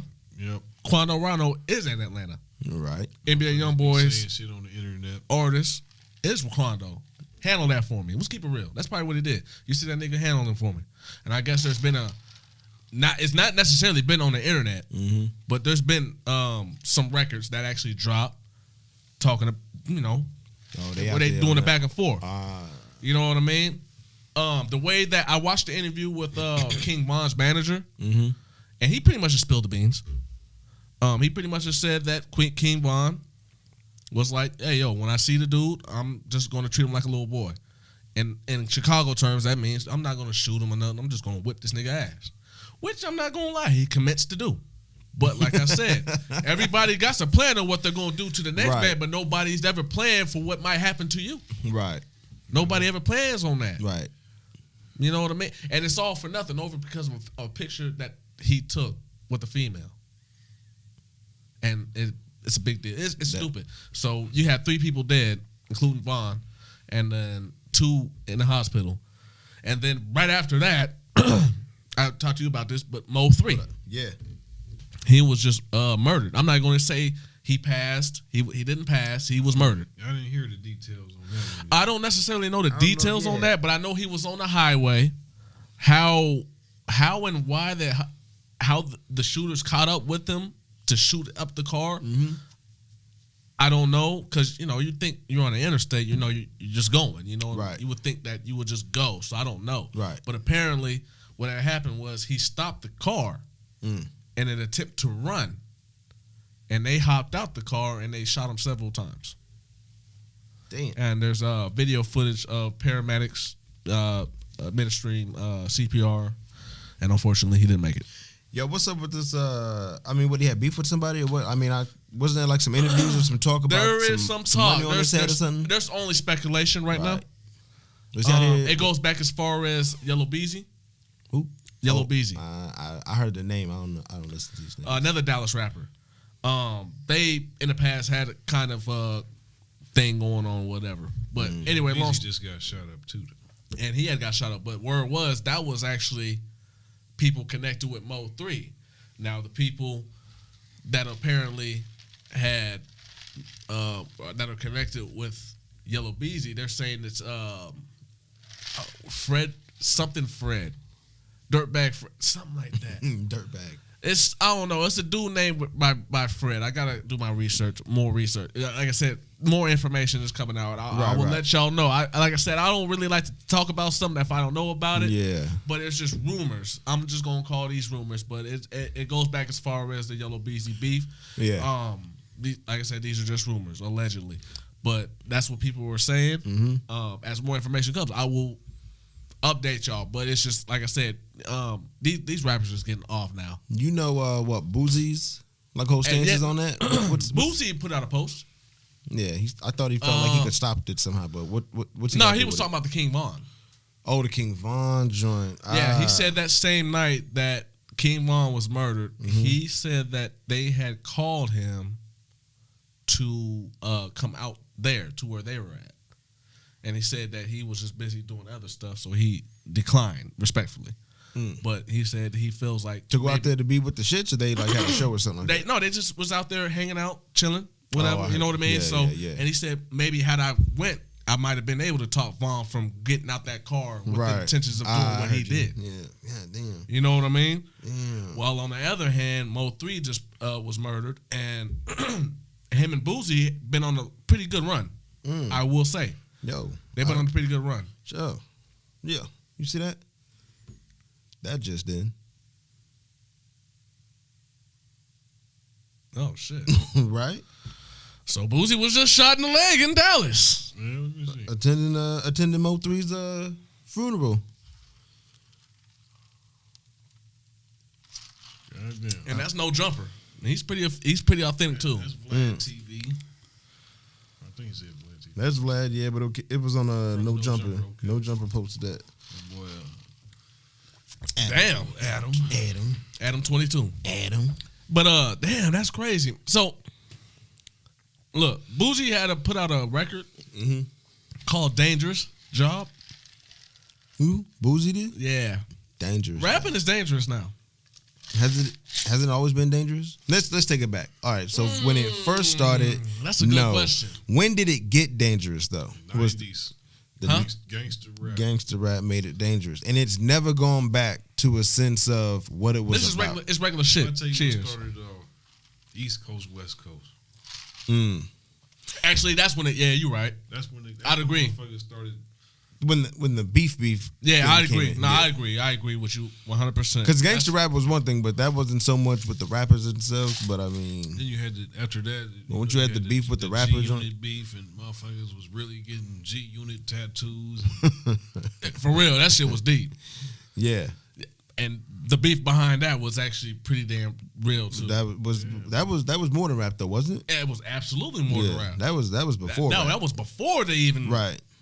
Either sides had, but the rap made it mainstream, popularized it. You know, and it's unfortunate because it's like, damn, because going back to this King Von and Quando, this King Von situation, like it really didn't have to come to that.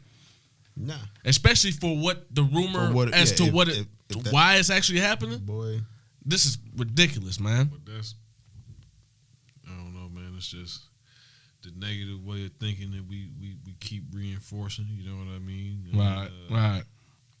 That's why I had to take a step back from music, to be honest, just because a lot of that shit I was putting out didn't have that. It didn't align with the way I feel now. You know what I mean? So, I always tell people if I do ever come back, you know, and do some music, it's gonna be, if not something positive, something that's got a message. You know what I mean? So it's definitely got to mean something for me to put my time into it to begin with. But you know, there was a time when that's called growth, my brother. Yeah, for sure. What's his name? David Banner was on Sway in the Morning one time, and he was speaking about that. He was like, why our music is so destructive. And it only destructs ourselves. You know what I'm saying? When we talking about gunning down and running down blocks, whatever, we only talking about gunning down ourselves. When we talking about fucking bitches and throwing them out the cars, whatever, we only talking about, you know, our people. And nothing positive is coming out of that. And he was saying, like, where does that start? Where does it end? And yeah, like the OGs, he was taking responsibility as like, we didn't show them no other way other than this life. So it just keeps a revolving cycle. It's just a cycle. Like, this is it. Success is fucking bitches, getting a bunch of money, doing this. If you get shot, you really made it. You know what I'm saying? But if you shot and live. Right. I think if you get shot and killed, it might even be. I mean, in this case, that's what it's looking like. They do legendary. And in this case, that's what it's looking like. Because I mean, like Pac and Biggie. You know what I'm saying? Everybody looks at them like they were gods right now. You know what I'm saying? And they were shot. By right, though, I will say. Pac had been putting out classic after classic, though. Right. For a minute. You know what I mean? I'm just going to say, I'm just putting that out. I think Pac is complicated because, I mean, he did have so much influence with positivity, but, like, even in his songs, he could have some thug-ass shit, but, like, by the time you would get to, like, maybe the third verse, he'd have flipped it on you and doubled back on you and gave you that message or whatever. But nigga, bipolar as fuck. I don't think it was bipolar. But I'm just saying. I know what you're saying. This nigga bipolar to the motherfucker. But I think if you was really conscious enough to understand like where he was coming from or what he was saying, you know what I mean? Like if you had, like you said, that growth. You know what I'm saying? He had a growth, but it's growth. You know, that's all. Ain't nobody here to really teach the lesson though. You get the headline, but you ain't reading the article. Pac did drop a lot of knowledge. And that's in one area where he was ahead of his time. Absolutely. Having a Black Panther for a parent, you know what I mean? Exactly. No, he was definitely ahead of the curve. I will say that that gave him an edge. Yeah, you know what I'm saying? And around the 90s, you know, early 90s, that's, you know, you had Public Enemy, but other than that, you didn't have really, you know, that's when the gangster rap was starting to take off. And like a motherfucker. And then not only that, white mainstream media realized like, hey, these guys are killing each other. They're doing the work for us. Let's promote this. Yeah. We'll get rich. Facts. They'll die. Facts. It's a win-win. Keep them stupid. If they don't die, we get to send them for prison for fucking a long ass. Hey, fun fact, I just learned about this too. Even during them times and even today, a lot of major labels, they put life insurance policies on their artists. Shit, they did you know that? They should. Fuck. But why not? But I'm just saying, ain't that? Just saying, you know what I mean? But when you did they put that on YouTube? A few $100. Rolling Stone, a few $100 Red Hot Chili a Peppers? year ain't shit for $1 million payoff. But I mean, when you got somebody who's lit as that, what if they brought them into meetings and they was like, hey, we think you should chill out. You know what I'm saying? We want to make sure you live a prosperous. Like, no, fuck that. I'm always going to be in the streets. It's like, I don't think they do. The way they writing up the contracts, when it's all said and done, the artist didn't pay for that anyway. Pretty much. Busta Rhymes was on, I think, Drink Champs, and he spoke about that. How like when they were coming up, especially 5%ers, like it was a thing about being knowledgeable. Yeah. And I think we at a time where like we don't want to know shit. We just want to do shit, you know what I'm saying? And we doing it and don't even know why, you know what I'm saying? We don't have any purpose of doing whatever. We just mimicking and doing the same thing, cookie cutter type shit. You know what I'm saying? We need to get back to a space where we all can like listen to one another, you know what I'm saying, and learn and all that other shit. But true. That's my message. That's very true. Message. Hey, on other news though, breaking news though, man. For those who don't know, man, them titties came out. Yes, they did. Man, I'm about to don't make me pull that shit up again. Because she has a very beautiful nipple. We'll post it on Twitter. Yo, what's that? I will. After dark. I will. I'll post it on Twitter after the show. Hey, but on the other news though, man, this is breaking news too, man. Prayers out to Jeremiah, man. He's in ICU right now, man. He due to COVID. They said he's on the ventilator. Damn. Yeah, he's fucked up right now. So yeah, man, y'all want to go long wells, be arm to arm, sipping motherfucking watered down Hennessy's and shit. Come on, man. Yo, how long has he been sick though and in the hospital? I mean, because I don't know. Like I said, the news just came out today. It just came out today. So that's terrible. And I think 50 was maybe one of the first ones to post it, but I think he said with the blessings of his parent, because I think they were trying to keep it low. Jeremiah got pre-existing condition. Only got sickle cell. Does he? Oh, does he? Shit, I ain't know. I don't know. I didn't know. And if he does, then that would be the main reason why he's probably like really fucked up. Maybe it was August Alsina that got the pre-existing condition. I don't know either. Skinny singing niggas got.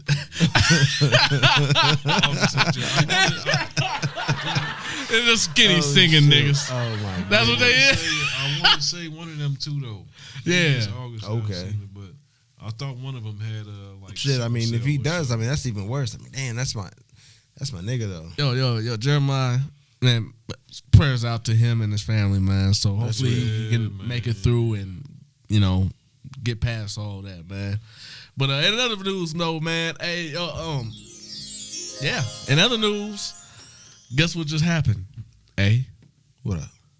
The Xbox and the PlayStation 5 just dropped. Oh, they did. What you getting? We talked about. Well, this. First of all, Block Boy JB says that the PlayStation is for them gay niggas, while the Xbox is for the street niggas. Come on, man. Would you? What do you think, D-boy? I mean, are you an Xbox or a PlayStation guy? I mean, first of all, that nigga need to go pick up a book or something, man. That part. That part. I need to pick up a toothbrush too. Yo, that is a fact. Like my man Larry June say, man, don't check me, check that back tooth, man. Why this nigga, man? Hold on, man. Oh shit! Come on, man. Check that back tooth. Check that back tooth, yo. I'm fucking with that. Hey, but it all comes down to your preference. You know what I mean? At the end of the day, facts. Facts. It comes down to physiology, the shape of your hands. What feels best in the Yo, that's fact. You know straight up. You know they always say the Xbox controllers got a little more play in them. You know what I mean? PlayStation's supposed to be more technical. Are you PlayStation or Xbox, nigga? PlayStation, nigga. I mean, I had both of them. I ain't cut my PS4 ain't been cut on in years. Oh shit! He said they ain't been cut on in years. I don't remember my password. As soon as the baby came out, it was a wrap. Hey, cut it off. Only time they get cut on maybe is from Netflix. I don't see how some niggas be on the game for so long. I used to I be going hard. Damn, nigga, you still on, nigga? Listen, my kids play games now, so that's why I figured out though. Some niggas be having their kids on their same account, so I'd be like, "Nigga, you still on?" No, that's got to be. My son, he will hop on my on my shit. Like, nigga, Ain't you supposed to be at work, my nigga? Come on. Nah, I'm at work. My son's just on my shit right now. Yeah. I got a couple guys I play with online or whatever. They'll hit me up. How come you ain't respond to my message, nigga? That was my son. Oh, my bad. It's all good. It's all good. You know, shit. I was PS PlayStation because that's what most of the homies was on. Most Oh, of my yeah, friends yeah, was yeah, on PlayStation, so it was more of a social thing than For sure. my preference. For sure. You know what I For mean? sure. So, I prefer the Xbox, me personally. The Xbox and the PlayStation, they drop back to back. One on a Wednesday and then the next one on a Thursday. They sold out very fast, actually. And what's crazy is people are treating these systems like the goddamn Jordans. they just don't know. They about to come out with the one with all the bugs fixed in like 2 weeks on your ass. Then they had a video where You're really gonna be trying to sell. facts. Yeah, Then they showed a exactly. video with the Xbox is smoking. You're gonna be trying to Damn. download the update. And Come on. already got it. The update. It already came with it. You know what I mean? So that's why me personally, I'm not in a hurry, but I'm gonna keep Right. it 100 though. I'm getting, like I said, I told everybody this. I'm getting the PS5 first. The PS5. Why? I'm gonna tell y'all again. The launch titles. When I say launch titles, the games that are coming out on them on the PlayStation. They got Xbox beat, man. Got him beat. They got them beat. They got a whole lineup to last till 22. That's 2022. So they got a whole lineup from the moment that they don't drop till 22. Xbox is really just relying on Halo. Word. Halo still running? Yeah, and it's strong. Believe it or not, it was a groundbreaking game, man. They Yo, on- I still this they to this on day. Part 4. 7. Dang. Where the fuck out? That's why I asked. I was like, what you mean they running on Halo? Halo, No, shit. they're on 7. Call nigga. of Duty's the been only around the reason world. motherfuckers play Xbox because they ain't got nothing to compare to Halo. Yeah, absolutely. Like, but I'm just like I said, that Gears of War, hey, look, I go hard on the Gears. but it ain't the same, man. No, they not. No. Because Gears is a whole nother level. That's a whole nother like type of like gamer. You have to be like a whole nother type of like You got to be locked in, right? bruh, you really Yeah. gotta be locked. It ain't no jumping and floating in the air and shit like no nigga. Like this is like it's guerrilla warfare. Nigga, yeah, that's you in that game. Yeah. Yeah. Back against the wall. and All shit. that, bro. Yo, I'm like, I'm going hard. I don't think y'all I ain't gonna lie, understand. well, that shit used to have a nigga kind of scared playing that shit. Like that. Let me cut the lights on. Hold on, man. These monsters running up on me, nigga. Yo, that's a fact. Hey, but hey, the speaking of games, before we move on, I was gonna say though that new Call of Duty just dropped last night. The Cold War. I got it. What you think? Hey, when you get a new game, do you go straight to story mode then live, or you go jump straight into the Me live? personally, I Yeah. like to do the story mode, then I hop in Aight. on the You live. gotta go on burn through that motherfucker real quick. Yeah, you know what I mean? Yeah. So I get my money's worth. I pay for this motherfucker. Let me go ahead and see Right. what the fuck out. But my son, Yeah. this nigga hopped on there and was playing like, nigga, he went straight to the zombie and was playing on there like he been playing for a whole year. Yo, My son is better than me. My son is better than me on this shit. on the zombies? Yeah. Shit, I remember I used to play zombies and just stay in the same room. Yeah. Yeah. Jay, come get me. That nigga be like 30 levels ahead. Nigga, are you gonna move or what? Had nigga? come back. That's the only Well, I thing. couldn't because I'd be on the ground. You gotta make sure you in a good lobby, man. That shit take a lot of time. You be in fuck around, be in the lobby with 3 7-year-olds on. Man. Fuck you, nigga. What the fuck? Be like, where your parents? Where your mama at, boy? Where your mama? Where your shit. daddy at, You done boy? spend 20 minutes trying to find a good lobby. Yeah, absolutely. Trying to find No, a no. nigga. It, Make sure this nigga got a mic. Oh, this nigga ain't got no mic. I can't fuck with you. I'm out. I'm out. I'm trying to get this Easter egg, nigga. You ain't got no mic, my nigga.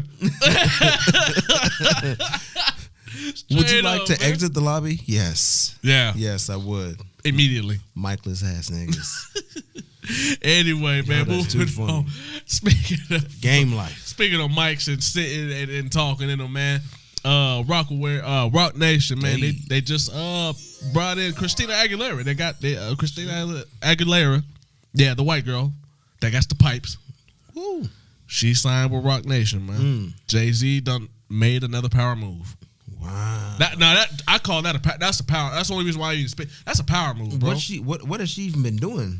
Nothing. Damn, that's crazy. She got Nothing. nothing out? Let's look this up. Go ahead. I'm not saying you wrong. I'm just saying. I'm not saying I'm not. I know I'm not. I'm just saying for them to pull her out. I mean, shit. I remember we got her you, since baby. what? We got you, baby girl. Lady Marmalade. See, she's different from what's her name? That T.I. signed, the white chick. The I'm So Fancy girl. You talking about I forgot her. See, that's the how Australian chick. Yeah. Damn, I still don't got a name though. Exactly. Anyway, What's the name? well, she's actually going to be singing her shit. That's all I'm saying. Wait. Fancy. Is that old girl that sung Fancy? I'm so fancy. that wasn't the rapper though, chick though, was it? Yeah, She was singing that. That was somebody else on the hook, wasn't it? that was supposed to be her. No, it wasn't. I don't know. Either way, all I'm saying is Rock Nation don't made another power move. Oh shit! I guess she did have something that came out a while ago. A while ago. No. No, you said a while ago. No, 2018 though. That's a while ago. I mean, yeah, but then she got this. It was a while ago, nigga. Nah, because in 2020 she got this Mulan. Whatever, nigga. She got the Mulan. She on the soundtrack.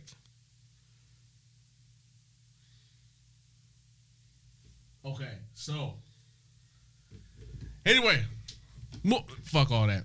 I'm moving on. We're moving on. We're moving Well, on. congrats. Congrats, Yeah. Rock Can't Nation, wait to Christine hear that. Aguilera.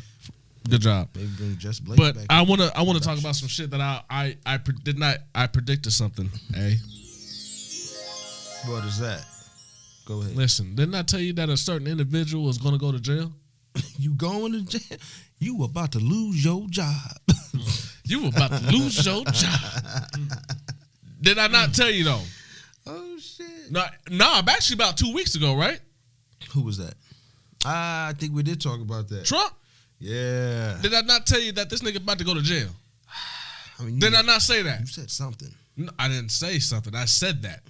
I said that nigga going to jail, bro. Maybe not immediately, but they gonna Get him in there, right? Am I right? he gonna try his best. That's all he can do. Hey, but I just don't understand how these so-called conservative Yeah. citizens say that with finger quotes. Could openly support a documented liar. The man been No, absolutely. documented liar. For 4 years. Sex Like a offender, self-admitted, grabbed him by the pussy, sex offender. Some of these girls in these pageants are underage, and he admittedly goes up and grabs them by the, so. I mean, they got him right now for resisting subpoenas, resisting the release of taxes. Not only that, listen, he has not paid taxes for 10 of the last 15 years. He's $300 million. You going to jail? You going to jail? Ooh, He's going to jail now. Oh shit. You going to jail? And then he's facing that sexual assault charge on the El May. What they're not talking The about. Ellie or Elle magazine, the writer. Yeah. She's claiming allegedly that he sexual assaulted her. There's over 26 allegations. I don't know how many lawsuits. Oh no shit. Yeah, of sexual misconduct, assault. 22 rape. Whoa. 26, sexual misconduct. Whoa, we getting allegations. messy. What'd I tell you? But nobody's talking about how Anonymous, Anonymous, the group, Yeah. Yeah. they dropped those indictment papers with Trump's name in them for all those, that pretty much the shit with Epstein. You know what I mean? Oh yeah. And, Trump has settled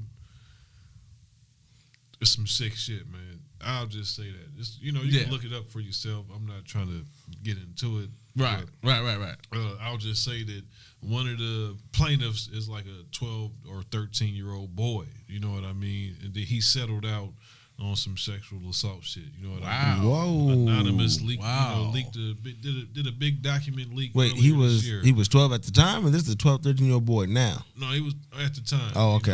All out of a lot of most of Either these way, lawsuits are Right, no, but I'm saying, Most of these I'm just saying civil- if it was now, I'm like, yo, he's Yeah. still doing some. yeah, most of them civil suits are out of Florida. You know what I mean? Which is of course his home state. That's his home state and shit. Well, now his current home state. Right.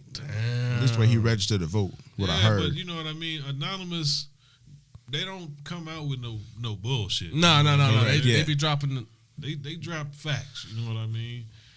And mic drop. They don't just be dropping shit like every week. They drop little nuggets and bombshells. You know what I mean? Yeah. They basically connected the dots between him and Epstein. Like there's been pictures of him in video recording. Like, oh look at her over there.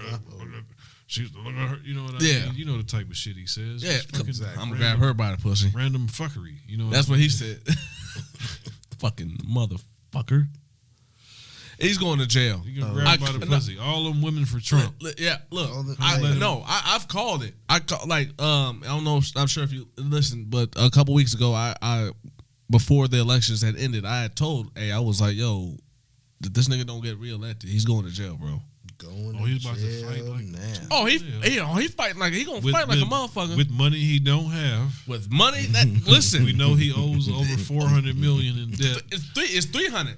He's 300 million in debt. 300. It's 300. I went to fact check. It's 300 million in debt. Damn. It might be. He could be approaching 4 though. But easily. Right. Some of that is to foreign entities. The bulk of that is to foreign entities. Governments. You know what I mean? Listen. All I'm saying is, listen. He's going to jail. He keep trying to invite Putin to the White House. They don't fuck with that dude, man. You know what I'm saying? And then he didn't. The scandals then came out about the bounties on American soldiers paid for by Russians. You know what I mean? Ooh. And now They had a bounty on who though? they had a On bounty. American soldiers. Russians were putting out bounties on American soldiers, and pretty much the White House got the intelligence.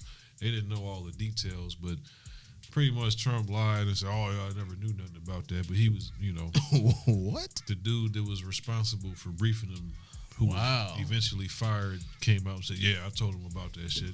Just like everything else he denies. But I'm trying not to get too political, but But it's obvious. Like this dude is dirty. obviously like a piece of shit. You know what I mean? Like he's blatantly, goes against everything. homophobic. He came out. He spent more money on that ad about the Central Park 5 than he done paid in taxes probably the last 30 years. He spent more money on that bill, and he still ain't apologized to them people when they got vindicated. You know what I mean? When they came out that they were innocent, when the DNA evidence proved that they were innocent, he never came out and said, "Okay, yeah, I apologize. My bad. I was wrong." My He bad. came out and said these motherfuckers deserve to die, and I don't see how how you can vote for somebody like that, bro. It's just I think black people are confused in a lot of shit though. I mean, they thinking with their brain and economically like, oh, Trump's a crook. He's gonna do whatever it is to get these dollars for us. No, I think he's worried about his dollars. Yeah. Yo, but when it comes to all them politicians, we always stuck. What the fuck are you doing over there? I don't listen to nothing. Hey, he about to use you for a come on. Hey, yo, so now what was that? Because now we talked about it a couple times. I was following Cube because I brought it up with the whole contract for black people. But I think it got too messy when they started wrapping around with the Trump thing. But I think he was still trying to do his own joint. But I think the idea what he was doing was whoever's going to be president, they have to still. If they want the black vote, you need to do what black folks want. I think that's where his issue is. I think they kind of tied it into too much of a mess for me, from what I've taken. No, they took that pic. They took I don't that think he did a picture. He didn't. Oh, my bad. He didn't do a photo. Lil Wayne took Lil the Wayne. picture. Yeah, Lil Wayne did. Lil this. Wayne, Ignorant ass. But Lil Wayne wasn't talking about shit though. Yeah, he on some old all lives matter shit. I got my own opinion. Fuck Lil That Wayne. nigga didn't even know. Probably I'll go on record and say that. No, it came out. Trump was paying for his endorsements. Oh yeah. We talked So about I'm that. I'm pretty sure that All the Wayne little got that bullshit check and they were like, black "Yo, just come take pastors. this picture with this motherfucker right quick, bro." And Wayne was probably just like, looking all goofy and shit. With his tight ass sweater on. That's because they had that bag on the other side of the camera, like, yo. Yeah. And he was like, yeah, I need all that. And his girlfriend left him after that shit too. They're back together. They back together because he showed her the bag. Bitch, you gonna leave it? Oh, they back together now. I had to do it. Leave me. He said, "Girl, I'm gonna take you to JuJu's Hey. Vegas." Tell him. She was like, "Okay." Tell him. Hey, but in other news though, man, moving along, man. Hey, yo, I want to give a RIP, man, to Titus Davis, man. He was a former football player in the NFL. He played. He died of cancer, and he played for the Chargers, the Jets, and the Bills. He lived to be 27. So R.I.P. to him, man. Yo, yeah, I did hear about that. 27 years old. 27. He died of cancer. What kind of cancer? I didn't get that. I just got cancer. I saw the. I didn't read the article. I was like, fuck. Nah, I'm about to go see a doctor, but it didn't really mention it. The next couple of weeks. That's crazy though, man. Like just for a checkup. I don't know. You know what I'm saying? I need to see what's going on. Once you hit 40, they say you got to start getting them prostate checks. That's what they. 45. Okay, nigga. When 45. Don't make it. Don't rush it up on us, my brother. Hey, fuck that. When I turn 40, I might get one. Brothers, we got more prostate than the other ones. You know what I'm I guess you do make. I guess you do make a good point with that, nigga. Shit, ASAP. Got a little more prostate than the rest of them. Shoot. Hey, I'm just saying, man. Couple weeks, I'll be another year old. I got time. I'm not trying to find out later. You got to be proactive. You know, it's kind of funny because shout out to my cousin Brandon, man. He had colon cancer. And he fought that shit, and he won. He's winning. Oh, damn! Congratulations, yeah, factory. He's winning. He's winning right now. He went ahead and got himself. Started eating better. Started working out. He's living better. So is it going? Is it? Can you get rid of that? Is that one that you can get rid of? It goes in remission. I think. Yeah, but he's winning. That's all I'm saying. Yeah, he's winning. Did he had to get chemo or anything like that? No, he didn't. Oh, that's what's up. That's what I'm saying. He's winning right now. So he just as soon as he got the chemo can be more destructive than the that's exactly what it was. And he's a witness. He's a Jehovah's Witness. Okay. So they don't believe in those type of practices. Oh yeah. You know what I mean? Mm-hmm. So his thing was, okay, I guess I gotta. Mm-hmm. There's certain habits I gotta let go. Correct. There's certain things I gotta start doing. You know what I mean? And he went full force with it, and he's winning. That's what's up. Shout out to my cousin Brandon, man. Yo, yeah, that's for real. Hey, no, on some real shit, man. But fuck cancer, man. Nigga, fuck cancer. Fuck cancer, man. I really ain't got too much in the mood in the news now. That's it for the news. But I do want to get into some music though. Yeah. Before we get into the music, what you got? What you listening to? Oh man, you know it's. I'm curious. What? Yeah, what you cooking? What's playing while you in that kitchen? What was in your deck right now? I be listening to all type of shit. To be honest, yeah. Just being in a place of business, I try to have music that's can't be considered or interpreted as offensive to anybody. Sometimes I listen to a lot of jazz because it don't got no words and shit. Right, that's a fact. Set me into the working mood. Yeah. Just kind of nothing, nothing too. I listen to a lot of. I guess you would say alternative music. Okay, but ain't nothing wrong with that. But just try to get your playlist up on that. So I be trying to. I'm always checking for you got music though. playing in the restaurant. Yeah, I'm assuming that okay. That makes I sense. just basically pick playlists. Okay. To just rock out to and then set a good mood for the app for the customers coming in and whatnot. Mm-hmm. But lately I got a soft spot for my Detroit rap still. I got to. Oh shit. Who is it, man? It's Sada. Not so much recently in the rotation, but he was one of the few that I have listened to. Like Dame Dot and Sada Baby and like Eastside 80s and a couple other Detroit rappers. This one I want to listen. I call it that coon shit, man. I listen to that coon shit. Ride around, stupid, man. Cut the bass up or something. This nigga stupid, man. Just different tunes for different moods, but I will say that new Big Sean, that Detroit too. We talked about it on one of the shows, man. Listen, that shit's him, fire. Man. I feel him, man. That shit's fire. That Big Sean is fire. Yeah. But he never disappoints me though. Yeah. He really doesn't. He's one of those. How can I put it? I want to say essential, but I can't think of the word. But he's definitely, when it comes to MCing and bringing you a different type of sound. You can tell you can see the effort. You know what I mean? Yeah, there's content in his music. not force, but put as much content into these bars as he can. Yeah, and I love that shit. You appreciate that, cause, absolutely. Yeah, because I don't want to just hear 4 minutes of fuck on your bitch. Fuck on your bitch. Sipping on that drink. No, that's crazy. Me being that you from, you know what I'm saying? Your background is from out the South. There's a time and place for everything. There is. Okay, Yes. but that's what you want though right now. Yeah, I need something to move me. Okay. Yeah. Okay. Substance. Okay. No, I get it now. I get it. I was just curious. I was like, what's deep on it? If I'm on a long ass bike ride or some shit, I might put on some shit. I do listen to Larry June a lot though. That's okay. He out of Frisco, man. Out of Frisco cat. Larry June. Larry June. I'm gonna look into that. He be collabing a lot with Currency. Oh, okay. I want to say I might have heard some of He them. just dropped the tape with Burner. Because I checked. Look. The dude dropped like 10 albums in like 2 years. He been coming with some.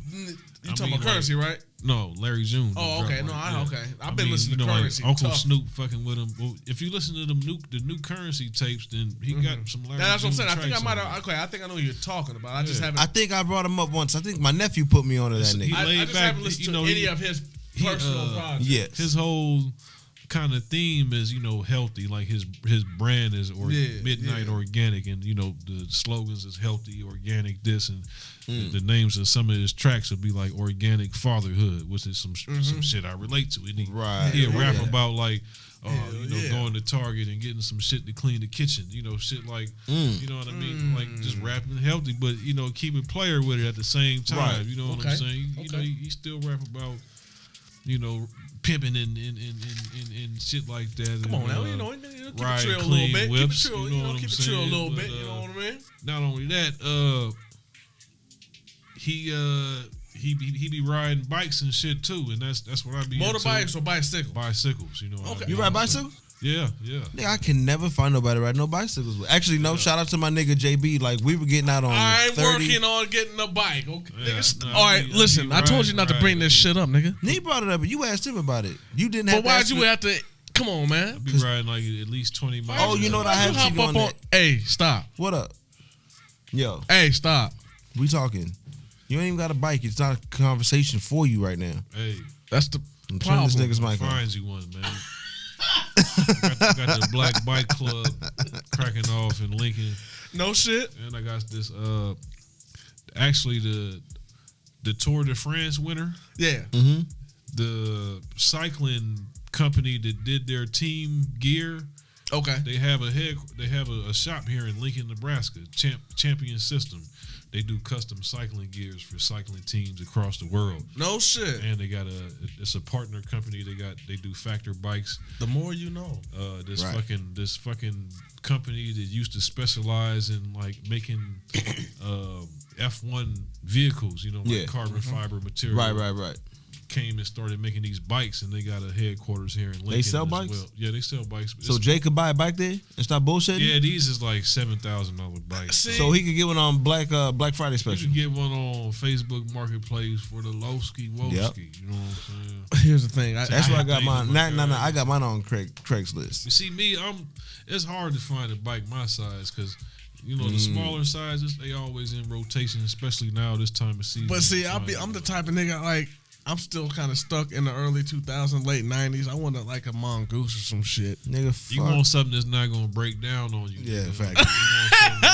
Yeah, because if you, I'm just saying, but I done been there, nigga. Yeah, They caught a flat tire in Springfield, Nebraska, and had to call an Uber. Nigga. Yeah. Yo, because trail, if you nigga. talking about getting them BMX joints, you need to get you one of them 29ers then, or you need to get like a red line. I'm just saying. I'm just one of those. I know what you're saying. I know some niggas who do be riding those them one gears. I used to rob the white boys and have nigga about they motherfucking bikes, nigga. Yo, you should look into Strip those. them shits down. You should look into them 29ers though. I don't think you understand. I had a garage full of them motherfuckers. Yo, I had the cheap bike, so he ain't lying. I went to 2 of them Walmart bikes before I stepped my game up and got me a Raleigh, son. He said he ain't lying. Though. I was rolling on. Hey, I got a bad experience. I done popped the chain on a Walmart bike. Nigga, yeah. The pedal and snapped off. Bong. The plastic just fucking ripped off. I'll attest to that because I bought my son's first bike from Walmart, and the tire came flat. Bruh. Well, the tire's one thing. We talking about the components that where you can get back home. The inner tube was already like fucked up. Oh yeah, it's like stuck in the rear wheel, like pinched or something like that. Yep. Yeah, already from the gate, fucked up. But if you get the motherfucking warranty, hey, it ain't no problem. Take that bitch back and come back with a brand new one. You're not expecting nothing like that though, so I didn't do that. Oh, I rode the shit out of that. I wasn't expecting nothing like that. Wilderness Park and everything with that motherfucking rolling. I'm just saying. Broke it. Took it back. Just saying. Got another one. Broke it. There's like what was that Build Your Bike joint off of there on West Day? Oh, the bike kitchen. Yeah. I just dropped it off there and said take it. I didn't even see who was there to get it. I just threw it in the pot with the rest of them. Hey, speaking on other music, not to cut everybody off and change the subject and shit. Let's just abruptly. You good? Also on new music, I also want to say 2 Chainz dropped a new album. So Help Me God. Oh shit! I seen that. I didn't know it was an album. I seen the new video. He's got a new album. Yeah. I will say I'm pointing at D-Boy because like his doppelganger. I'm gonna go ahead and get my impression on. That nigga stole my swag. I swear to God. Listen, man.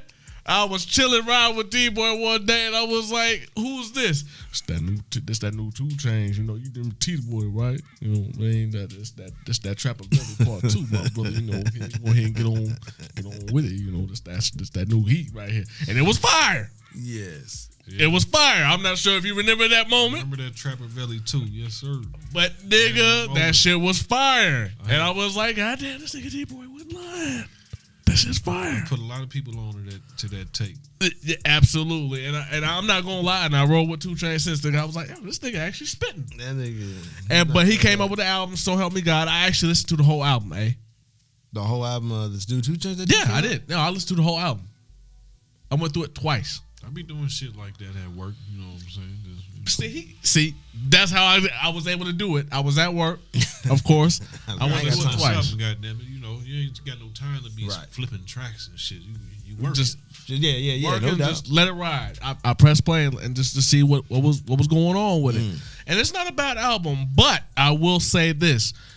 Without looking at the track listing, I will say the last track, which is 55 Times, he's got a track on there with Rick Ross. I forget the name of it. And he's got 2 other tracks on there that I like. It's a 15 track album. Out of all that though, I listened to the whole shit though. I'm already got a rating for it. Do you want to know it? For the 2 Chainz? Yeah. Talk to me. Let me hear what it is. It's 3.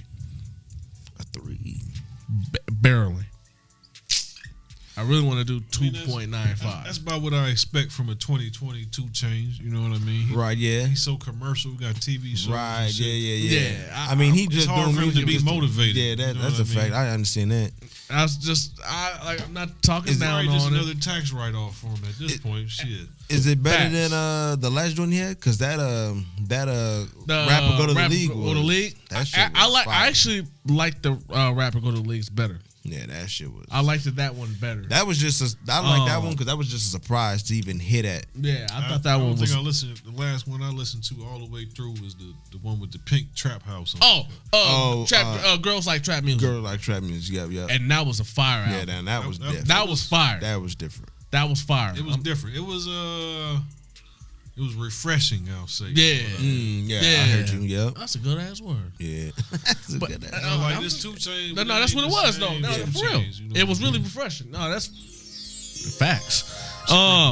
Also at so I just putting that out there. Also another album I was able to listen to was Kodak Black. He just dropped a new album too on Friday. You was anticipating that one. I was anticipating. He just asked George Bush to pardon him or Trump to pardon him or some shit. Did he? I I guess you got you. Shit. I mean, who else you gonna ask? Fuck. You know how they is in Florida, man. Florida, man. Let me out here, bro. Yeah, it's your main. Let me out here, Your man. main. I campaign for you, man. He probably did sound just like that too. Let me campaign for you, bro. Yo, if you was in prison and the only way to get out or pardon was that you had to campaign for that motherfucker, would you? Or you just gonna sit up in there? How you feeling? Let me out. Let me out, though. How long I got left? How long? As soon as they let me out. Hey, fuck let this me nigga, out, man. Let me out, on though. that bullshit. Hey, let me out, bro. I'm lying. I'm sorry. Let me out. Oh shoot. This nigga gonna let me out. Oh, But it was called Bill Israel. Is the name of the album that I was talking about last week. Right. Who's Bill? We'll have to wait until he comes out and explains that. Maybe it's somebody that, because the cover is kind of, it's like a drawing of him next to somebody. It looks like Kodak Black got the album called Bill Israel. Yeah. Maybe it's somebody inspirational to him that's been coming in and putting him on game. He on that Hebrew. And that's what I'm saying. Maybe he's on the Hebrew time or maybe he's on the Israelite time. I don't know. I mean, it's the same time. It's the same. Technically speaking. But who's Bill? The black, I don't know. I don't know who I just Bill know is. The Israel part though, the Bill Israel. Most dudes with the name Israel in it are Hebrew or Israelite. They on that. Oh, I see what you're saying. Oh, okay. Type of time, Yeah. No. See, Like I my thought. brother. Yeah, My brother, for right. example. I thought you were saying Bill is real. Like, No, I Bill thought like Israel. as if it was like an imaginary person and he was trying to bring up this. I see it now. Okay, I see what you're talking Bill about. Yeah, that makes sense now. So maybe it's somebody that's been inspirational to him during this time that he's been locked down. And that's where a lot of them brothers come into their religion that is behind Absolutely. the wall. So Absolutely. You know, and you know what? I hope that this time behind the wall for Kodak has been enlightening. And he does better because he really. I like his music. I really like Kodak Black music. I really do. I'm just gonna put that out there. But I just wish that he get off the ignorant shit. Cause he's young, but you ain't gonna be young forever. Right. I mean, is he ever getting out? When do you expect to even get out? Soon. Oh, word. Soon. I think he got What like was 5. He got 5 years, but he's been down like 3 or 4. Damn, what was he even in for? Guns. on probation. And when I really think that he should have just sent one of his guys in and just said, "Yo, go buy me that gun. Go buy me. Go buy me that gun." Wait, he so should have what, just went when ahead he and tried just to go in and go get it himself? He did go in and get it himself. Wait.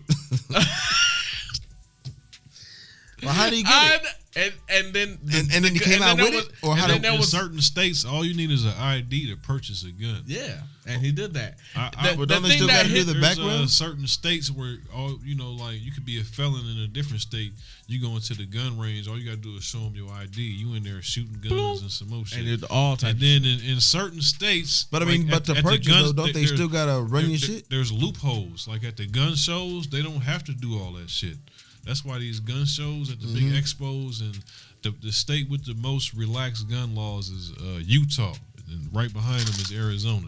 So that's where a lot of gun shows go on, or that's at least what it was a few years ago. Message. People go there, they stock up on guns. All they got to show is you at least 18. And they had like a 60-minute special on this shit. Like, motherfuckers just went in there and bought gun, like assault rifles. And I'm 18. No, facts. Well, there's no such thing as an assault rifle, but I'm listening. Well, they came out that motherfucker. Right. And then, after it was all, so you can just come in and buy this gun and just have an ID. Well, what if I was a felon? And hey, served your time. You out here buying guns. Hey, take it. Give me my money. That's on you. They gotta catch you. But all I'm saying, but the gun that there was a shooting that happened, and the guns that he happened to buy were in that shooting. Dumbass little boy. Oh wait. Oh, so he was buying some illegal shit or what? They were illegal. He bought some guns, but they got used in illegal activity. Oh, and his name was on them and shit. That's tragic. So my point, he should have said, "Hey, yo, go buy them guns for me." Oh, so your man's name was on there. Huh? Send one of them hood rats. That's what. Go buy that gun for me. That's what I would have said. Go buy that gun for But me. even if somebody did buy it for him, but then somebody was using it, so he let somebody use his shit. Is what happened. Somebody bought him the shit. This is all alleged. Allegedly. He could have sent them off or whatever. We don't know yet. Or he thought he was sending them off. So what he get? So what he get served with then? So what's he in there for? Violating his probation. Just violating probation. Guns, probably got some new charges. Because they got him on camera buying them same guns. And then they caught him at his house with guns. With the gun. With guns. Man. So anyway, how much time did my bad? How much time did T.I. get for them guns? Like a year and a day. Yeah. A year and a day for like 7 at least. That nigga had with silencers and some. Oh, he had some heat. That nigga said, well, so how he get off? But I will say, do this Crime Stopper commercials, Your Honor. Let me do that commercial right quick. You gonna let me off expeditiously, Your Honor. Let me off if it may please the court. Looking ass little boy. That boy. You'll never see me on. He said if it please the court. Goddamn it. Just go on there. Hey. You might see me on a Dare commercial, goddamn it. Never no Crime Stoppers, man. Hey, call 888 474 motherfucker. Stop crime. No, play. Hey, look, I'm just saying.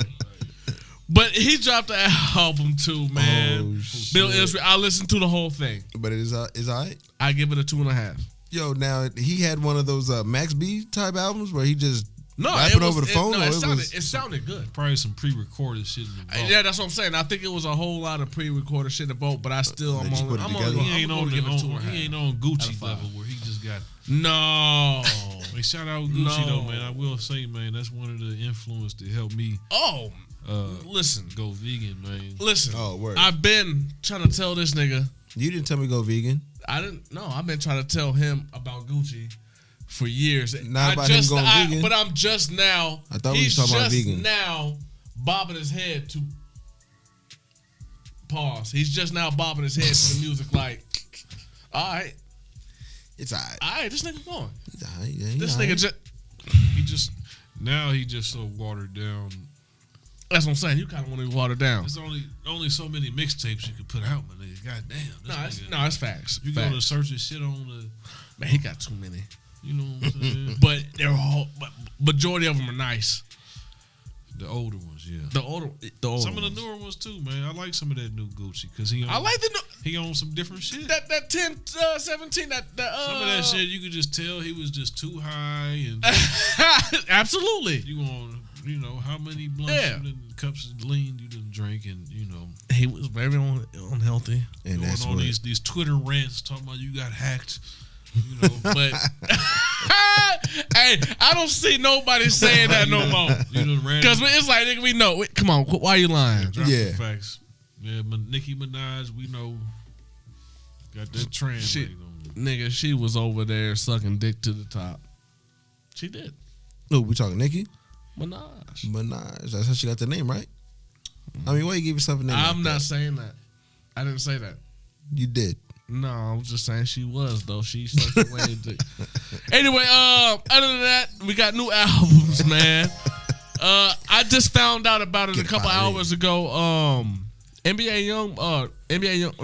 Future and Lil Uzi Vert, they dropped the album. Mm-hmm. Pluto and Baby Pluto. I just started listening to it when I got here, so I can't really give no review on that. Nah, I ain't listened to Future in so long. He used to be one of my go-to guys, man. I still fuck with Future. I fuck with Future, man.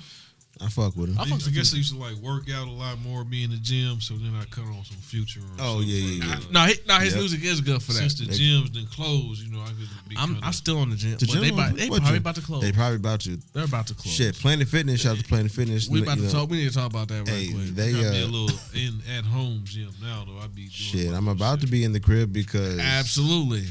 Shit. Listen. They just got 24. Well, at least Planet Fitness just got 24/5. Mm-hmm. And they about to. That was like a week ago. So that drop, NBA YoungBoy, he dropped a mixtape only about a month after his album dropped. Until I Return. Also, Ransom, he dropped a new mixtape, Deleted Scenes. Also on the release list for Friday, That was yesterday. That was the 13th. Hopefully your Friday the 13th wasn't bad. If it was, please don't blame it on me. Goody Mob dropped a new album. Oh shit! Yeah, they did. Hey, yo, shout Survival out to Kit. Shout out to that boy brother Sleep. I seen him on Twitter. He said that's all he was bumping all weekend. That boy, Big Gift. Big get. I fucks with CeeLo. Heavy. Yeah. Also on the release list. CeeLo on that motherfucker? Everybody on it? Yeah, everybody, and including they got features from Outkast, and I forgot who else is on there. They got Outkast on there too. Is who producing on it? I didn't get a chance to check. Family. More than likely. Unorganized Noise, whatever it was called. Oh, yes. No, that's who it was. Mm-hmm. That's who it was. Yeah. Unorganized Noise. Organized. Organized Noise. Organized Noise. Dungeon Okay. Family was kind of just. That was all of them. Yeah, that was all of them together. Yeah, they was all together in the dungeon, in the basement. Rhyme gritty. Yup. Yeah. And also on the release for Friday the 13th, no Jason. There we go, my nigga. Was DJ K Slay. He also dropped. He dropped Drama King. Homage, and I didn't get a chance to. I didn't check out. I don't know nothing about it. I'm just putting it out here for those who. K Slay. I think K I might Slay. have heard some joints because I was listening to the K Slay show the other day. But you listen to K Slay shit, you don't know who shit. He just be getting. No, he gets just dumping them. Boom. He breaks a lot of artists. Yeah. That's his thing. That's why I fucks with K Slay, and he's in the street. Like when I say he's in the street, he's gathering sound that's actually popping in the street. The street sweepers. So he actually breaks that music. So I'm gonna check that out, and then you know what? Next week I'll do a review on it. Is next week our review week? No, we still got another week. We still got another week, but I really want to do a review on his shit because K Slay's is different. Right. Well, then we're gonna have a whole slew of different artists too to sit there and evaluate as well. True. You know what I'm saying? True. Because then you got like My point. That's what I'm saying. collaboration. It's gonna be like this nigga's he might versatile, have some and new. then He probably might introduce us to something new. Oh, I'm sure. He probably. I'm sure. I haven't checked out the track list or nothing, so I do not know. Coming soon though. Ooh. DMX got a new album coming soon. Seen DMX spitting that heat recently. Absolutely. He was on Talib Kweli's show. We was talking about it last week. The full interview came out. Make sure y'all check that out. People's Party. People's Party. Yeah, he said he's working with mostly with Swiss Beats, but there's other producers involved, such as Dame Grease. Shit. Who else did he say? I can't think about it. But he said he's got a slew of fucking features and producers on there. Also, Megan Thee Stallion's dropping her album, Good Day, coming soon. Good day. And one album that's coming soon that I'm looking forward to is Jeezy, The Recession Part 2. Ooh. Oh, hey, shout out to Jeezy. Absolutely. And he's got a lot of shit going on. He's got a talk show. Yeah. I don't know about all that. It's called Worth the Conversation. Still with Jeannie? Huh? He still with Jeannie? That Asian chick? Yes, he's still with her. Yep. Are they married already? Or are they still? No, engaged? they've been married. Oh, they did. No, get they married? got married. They got the Yeah, I remember Jeezy. the parties and shit going on soon. Jeezy came and did that show in Lincoln. Yeah. Oh yeah, I was there for that. I didn't At make it. Persian. I tried to get a verse from that dude, man. What happened? He wouldn't take my money, man. What? What? Yeah, I talked to his manager and everything. He just, For real? Because we one of them come and go cities. I'm good, fam. I didn't perform at the show or anything, but I was upset that But he it was wasn't like, trying to do no. I had a little entourage with me though. Right, And but we all that's had crazy though. shirts He on. wouldn't do the right. He wouldn't. I don't know. Maybe my offer wasn't high enough, Okay.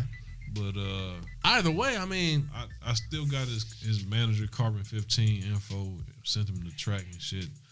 It was like, well, let me know what's up. The money's on deck. Whatever. Whoop. right.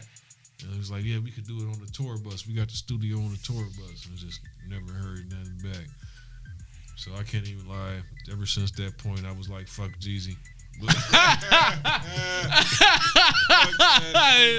Since then, fuck you. damn. Oh, so you going for T.I. in the verses? Oh, then. hell no. Gucci. I was a Gucci man. Gucci fan. But the verses is T.I. versus Jeezy though. Oh, is it? Hey, have you been paying? Oh, have you yeah. been watching those the versus battles? I haven't. I've just been watching the results. Okay. Jeezy and T.I. got a versus battle coming up. Jeezy all they gotta do is play 101. You know what I'm saying? That motherfucker. That's what Hey, no, we said I agree, but here I think T.I. is already know what's going on. Chevy T.I. got all that pop shit. You know, you can have whatever you like. Here's the thing, though. I just recently seen an interview. Hold on. T.I. was on I-85 South. I saw that with DC Young Fly. Yes, and he actually mentioned, I'm not going to go. This is what he said. He said, I'm not going to go past Urban Legend. Who said that? That's what T.I. said. He ain't going past Urban Legend, huh? And did I not tell you that Urban Legend album? You gonna play that? What you know about that? What you know about? No, that was on King. That's after Urban Legend. Oh, so he doesn't even plan on playing that. He gonna fail. He gotta play the Rubber Band Man. And that's on the trap music. No, that's on there. Oh, Rubber Band Man. Yeah, listen, the Urban Legend though. That's the one. That's that set him almost in comparison to the TM 101.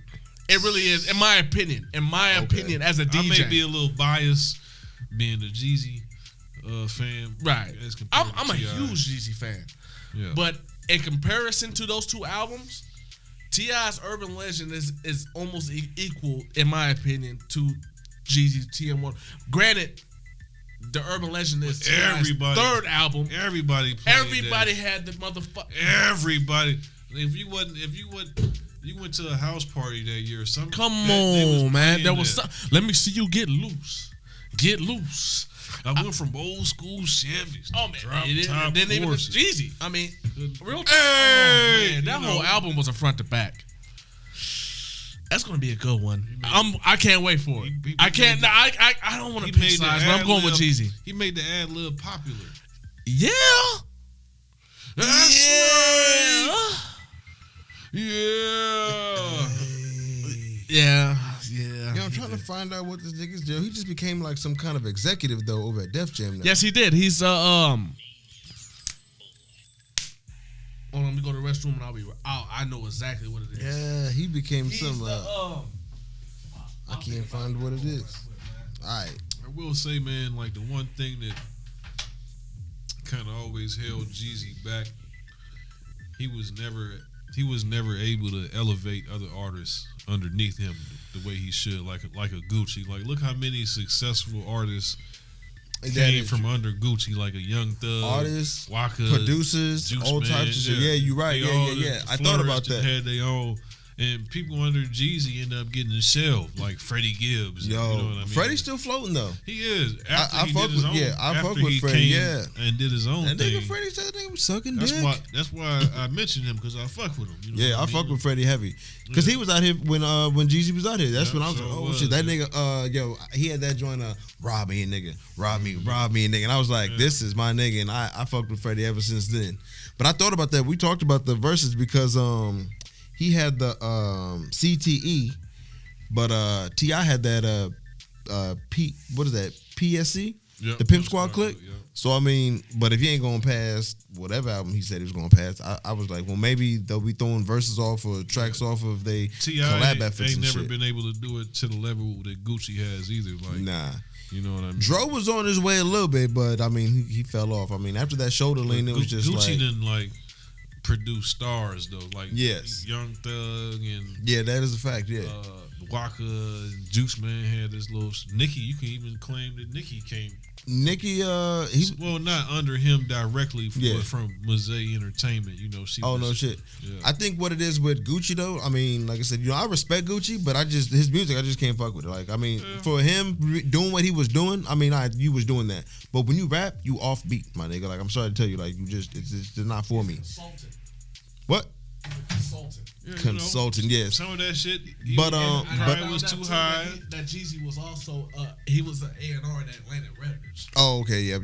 So he did have them double deal things going on for a minute though. Huh? So he's familiar with this. Right.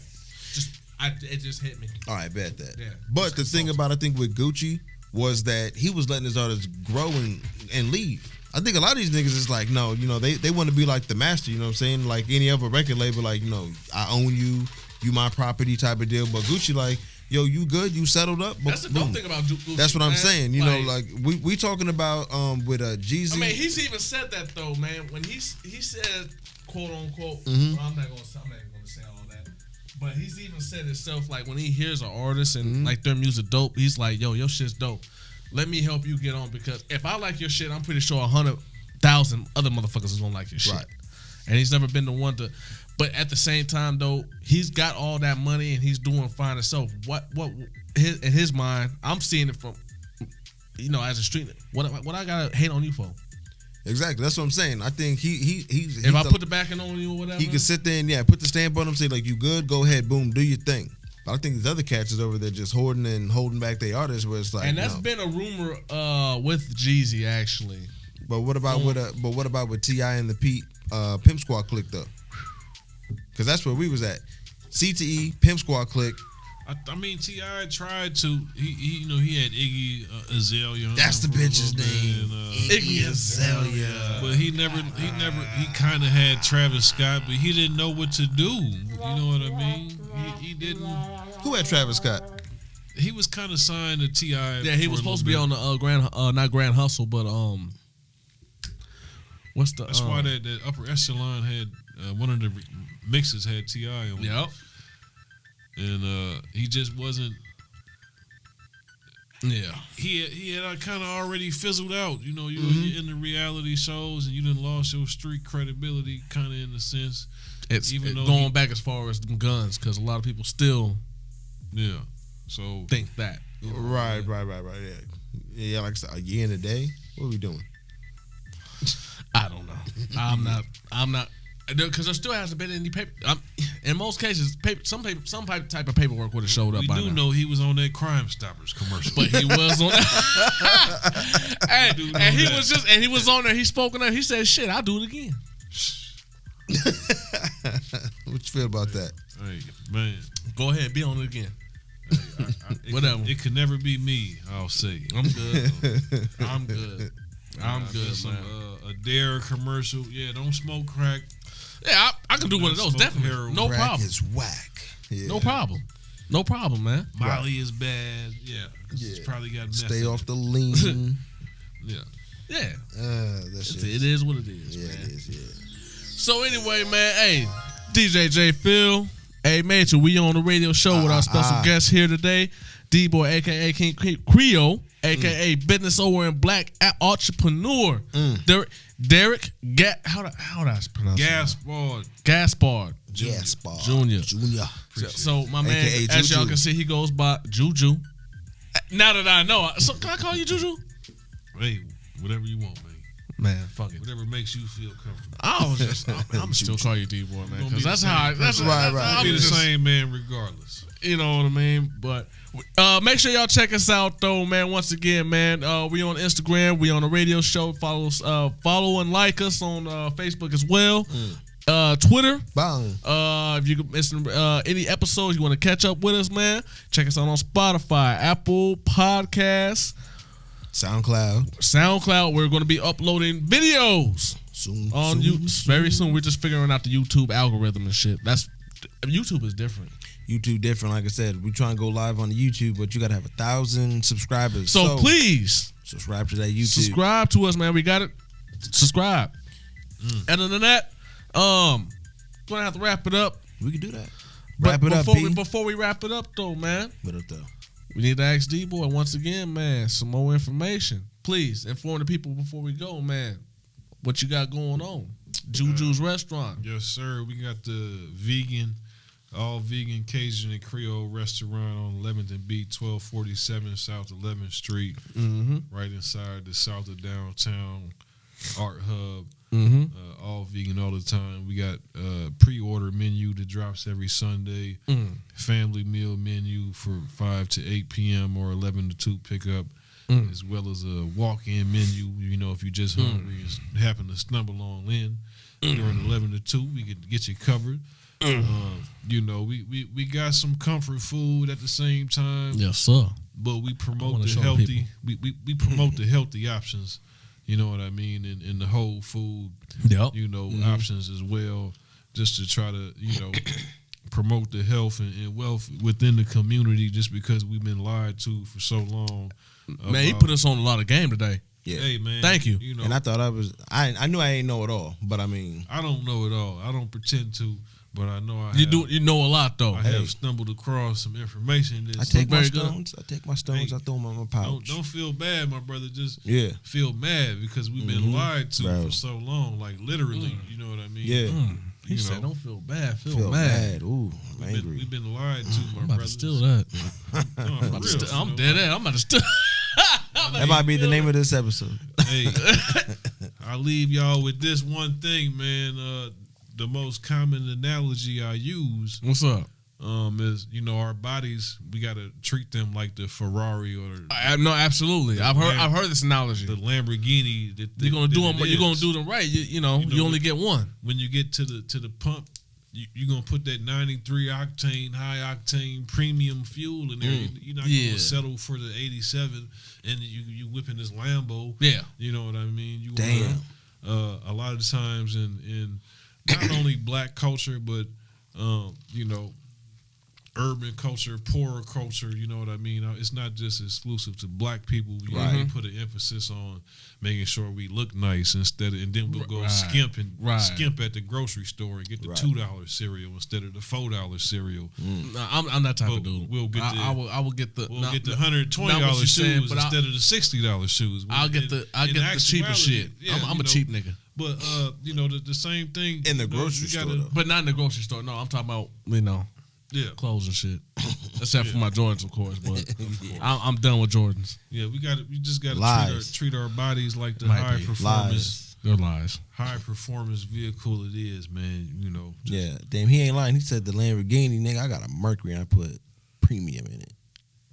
See, that's crazy. Yeah, See? Just think about that. Yeah. I mean, you only got one of your bodies in your mind. A lot of that came off necessity. A lot of people in poor neighborhoods, they don't have a Hy-Vee or a Whole Foods they could go to. They got the corner store, and they got to go get this old. They got to deal with that. They got to deal with that. Or just get this fucked up ass produce that been on the shelf. Either that or get this processed luncheon meat for $1 when it's it's I'm cheap, not gonna put this store on blast, option, but I've seen that. Yeah, I'm not gonna put this store on blast, but we're not here for that. But they know who they is. I went to a store and it was like, really? Yeah. You know what I mean? Like, it's real. And me being a restaurant owner, I go out to all of the places looking for the best ingredients, and it sucks, but the best produce is at the Whole Foods and the natural grocers, the place that got the organic produce. So not only when people come see you, they're actually getting good, honest food, and then their money's worth based on what you're trying to promote as far as health and well-being. Yes, I don't get my shit off a Cisco truck. I go hand pick my vegetables and all that shit. Hold on. Do you have your own garden, my brother? What'd you say? Do you have your own garden? I do grow. It's the end of the season now, but right. Nah, but you got a garden and shit. Yeah, not only that, I got.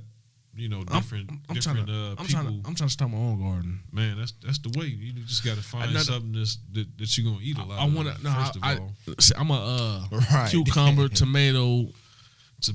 You know the right ones. They easy. It's hard to fuck up a tomato plant. So. It's very hard. And I'm pretty much basing my garden based on what I was showed from my grandmother. You know what I mean? She grew cabbage, greens, tomatoes, cucumbers, and peppers. Yeah, peppers grow easy. Yeah, like you try to grow some onions and shit. You might have. She did green peppers. She did green peppers, but peppers is easy to grow. You know what I mean? Not green peppers, but green onions. Excuse me. Yep. Green onions. Oh yeah. You know what I'm talking about? Mm-hmm. She did a lot of those. Or whatever. Shit, but that's if anything, Corona done showed us. You need to go back to shit. $8 for. Look at for a restaurant owner. Yeah. For example, the price of gloves that's ridiculous. From since it used to be like $5 and some change. Now a box of 100 gloves costs like $16 plus tax for a pack of gloves. With that tax. Woo. You know what I mean? Ain't no joke. So that's like damn near 16-20 cents for one glove, my nigga. That's real. You get your glove dirty, you got to take it off and put another one on when you're in the kitchen. So that price reflects all the way through. Look how the toilet paper didn't after the shit settled down. They trying to bring the toilet paper back. Too low. Oh shit. fucked up. I fucked up. Oh. Don't mind that. Go ahead, bro. Yeah, I try not to get too preachy, but Phone died. you just gotta. Oh, the phone died? Phone died. It's all good. Don't worry about it. We're still recording. Yep, just make a difference where you can, man, and just shit. You know, you can't do it all in one day, but you just gotta take a little step in the right direction each day, man. That's what I've learned. Nice. That's what's up, brother, man. Definitely gonna check you out. For sure, my brother. Yeah, I've been telling myself I need to quit bullshitting. Right. I need to stop bullshitting and just get on this vegan tip, though. I got books. I got recipe books and this and that, and we dibble and dabble, and then it's like, De Leon's, here I come. I mean, you just gotta find the options that work for you. Right, yeah. Me personally, I've after coming out the pen, you know what I'm saying, and doing you know what it is, and doing my research and studying and whatever and learning and gaining knowledge. Excuse me. I just stopped eating pork. I'm working on it now. You know Omar, homie Chico, he just stopped eating red meat too. So he kind of telling me about, hey, yo, you know what I mean? Just where it at, you know what I mean? Look into it. I've been working on that, but it's, you know, I'm taking steps. You got to, I think, yeah. Because like I said, I'm taking steps. But you know, the thing is about pork, it's had a negative stigmatism for so long, but it's actually leaner and cleaner for you than beef. That's the what fucked up thing. Yeah, it's really less, it's less fat. As far as like the really? Yeah, you got to do the research. I'm not promoting pork by any means, my brother. Right. But it's actually like beef is a class 2 carcinogen, my brother. Beef itself, you know what I mean? What the fuck? Really? Look at that nigga Jay looking like Weebay right now. I'm trying to tell you. This is, you know, I'm dead ass. The World Health Organization, you can Google this in your phone, you know what I mean? Processed meat and processed cheese is class 1 carcinogen. That's up there with cigarettes. Now, what's a carcinogen? Hold up, what's that? It means it causes cancer or it promotes the growth of cancer. Okay. Carcinogen. So, right, all right. you know, nicotine, what's that in rat poison? Arsenic, other things like that. Oh, yeah. Are class 1 carcinogens. Other shit is class 2. I just never. Not to say that it has the same effect, it's just in that same class. You know what I mean? Okay, so right. Okay. And the thing that it leads to the cancer, the type of cancer is prostate cancer, which means it affects the male. You know, which is more. Which is primarily what most black males suffer from. Yep. Which is crazy. Yeah.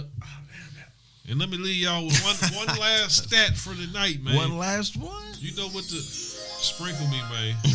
You know what the hey, nigga. And it's scary though. Yo, food gets scary sometimes. You know what the number 1 killer in America is? Just passed up, I believe, automobile accidents not too recently. That's hard. That's a feat right there. Number 1 killer in America is heart disease. Ooh. Meaning like heart attack, stroke. Yeah, okay. Right. So based on what though? Based on the numbers of you know, death certificates that come through the hospitals. Oh, but what's causing it though? What's the causes? Yeah. Many things. They thought it was genetics. They say, oh yeah, but really it's the way the family has been eating for so long that makes it. You know obviously, what I mean? yeah. That it looks genetic, but it's not. Yeah. Yeah, your family been eating this. Oh, it's tradition. Yeah, y'all been eating this fucked up shit for hundreds of years. That's why all y'all got the same disease. They're for saying calling it hereditary. Yeah, they're calling it hereditary. But the only thing that's scientifically proven to not only reduce heart disease but reverse heart disease is the plant-based diet. And these doctors, they only get on average about 4 to 8 hours of nutrition, dietitian and nutrition training to get their doctorate to be, you know, doctors in the hospitals. Yeah. Damn. When, you know, obviously, you know, the number 1 killer is heart disease. They should be spending more of their focus on the preventative maintenance. Yeah. as opposed to waiting until people get sick. And that's what Western medicine is all about. We'll wait till you get sick. Right. Then we'll give you this, and then guess what? And then we'll go in and see, cut that's what I'm saying. Then we'll go in and cut this out. Exactly. And snip this and give you these pills. Right. And then you're get that. And check, if that don't work, we'll give you this pill to fix that. Yep. And then if that don't work, then we'll give we'll transplant this because we took it out. Oh yeah. Matter of fact, we got this kidney from old boy. He died because of this.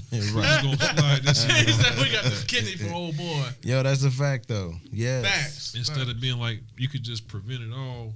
Not all. I won't say that because some shit is just actually hereditary or fucked up right. nature. But I mean, if you could do your part in like not advancing it or what I'm saying, absolutely. Or slowing it down. If you can do something to stop something or prevent something, and like the where it gets lost is people think that meat is supposed to every plate is supposed to have a piece of meat. Right. When meat was initially came about as a supplement. You know what I mean? Like you need some protein to supplement your diet, so you eat a little meat with it every now and then. If you out here, I'm not gonna lie, because there's only so much protein you can get from veggies. You got to eat a lot of veggies to get, Am I? Hold on. So hold on. Before just you continue, veggies, I'll say. You just had you just had your first child, right? Yep. So 2018. Okay, so moving along, before we leave, can you give tips on trying to maybe good ways and tips and tricks on getting kids onto this healthy way of eating? Because a lot of kids growing up, they don't like fruits and they might like some fruits, but when it comes to the vegetables like the peas, the broccoli, the you know what I mean?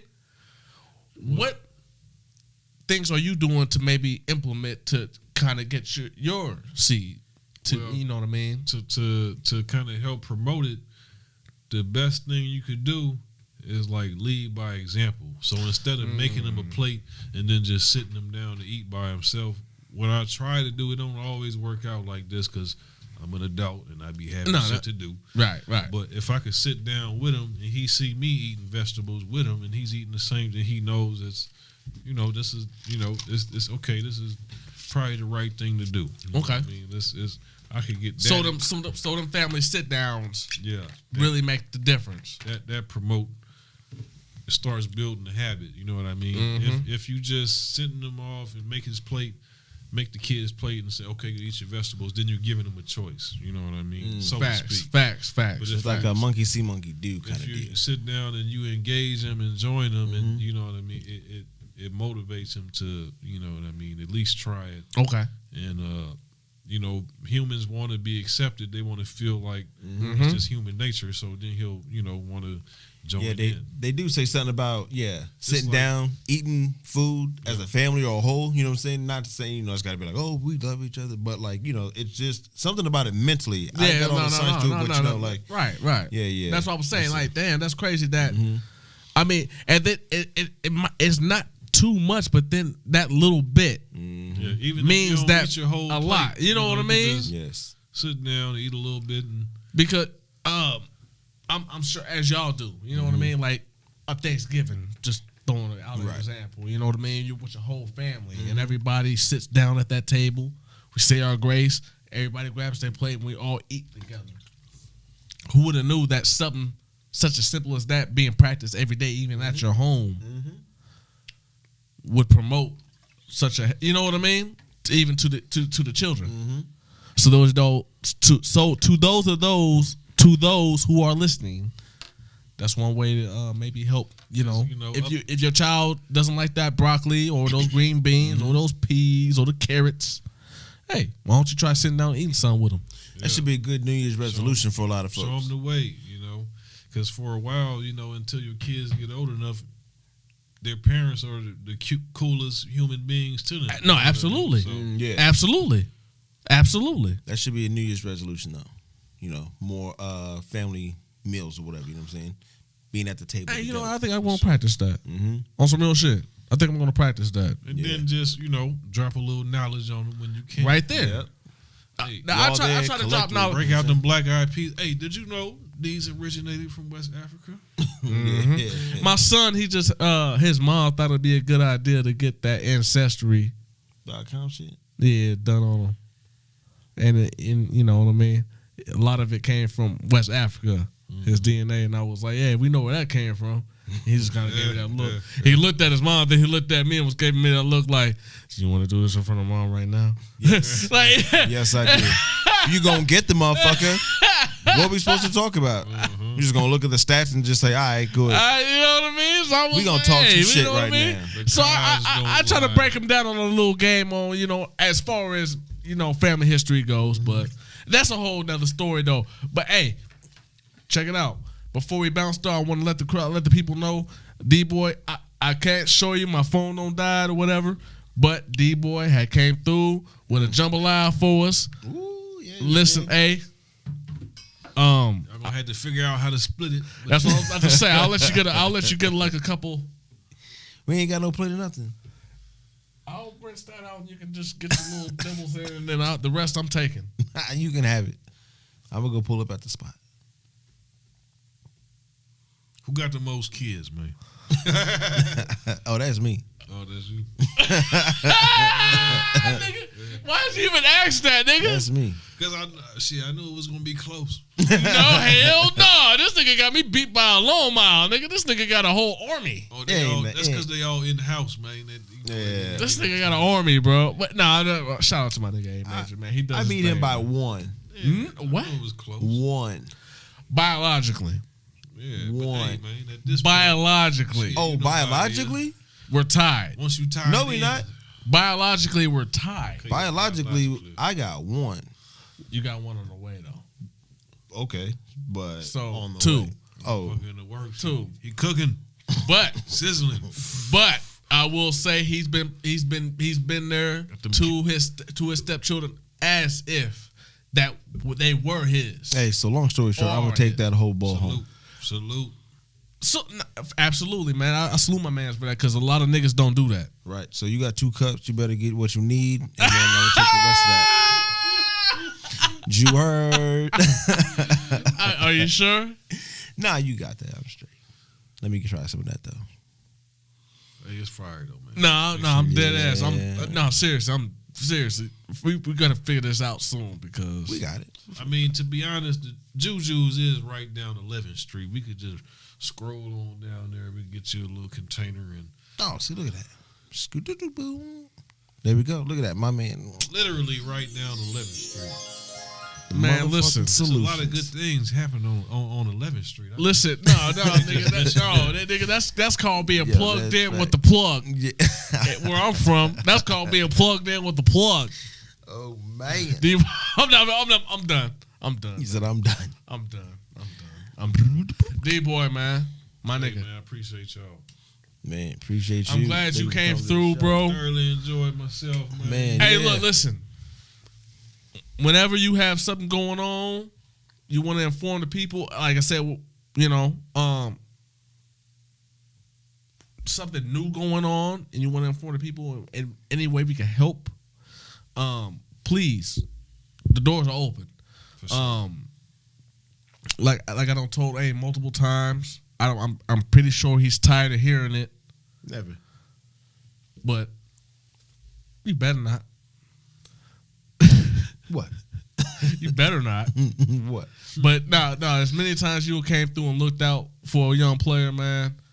Whenever, you know, I called and needed help on something, like you came through, my nigga. So if there's any way that you can use this platform to help you, or any way that I can use whatever influence or whatever to help you, let me know, my nigga, and come through, man. Hey, Please. man, y'all done already did enough.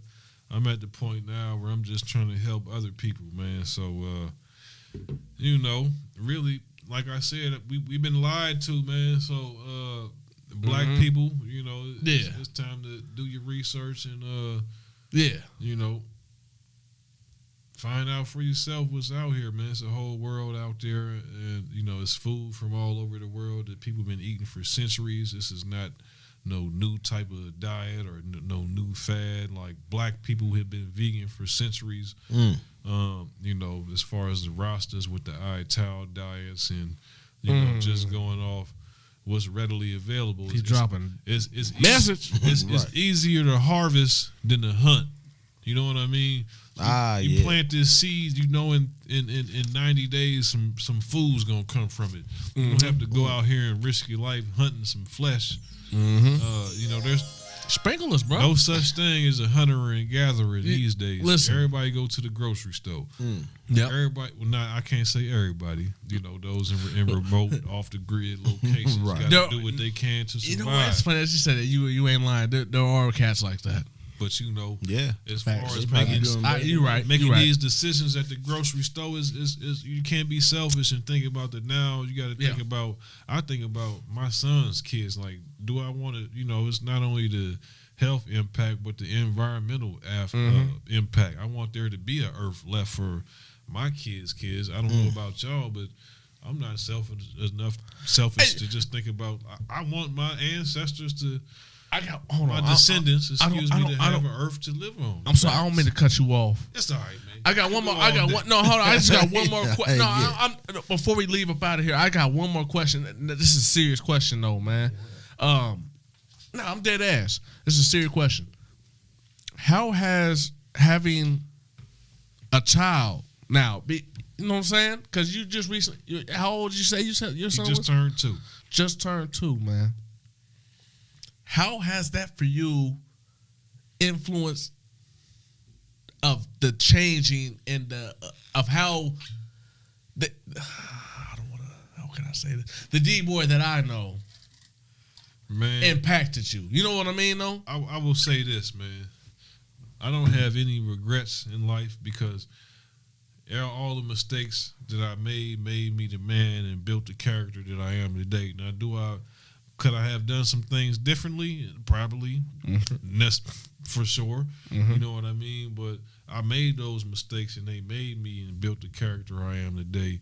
And having my son basically put things in perspective and, you know, made me realize that the world will continue after me. And you have to... That's deep right there. Not just leave That's deep.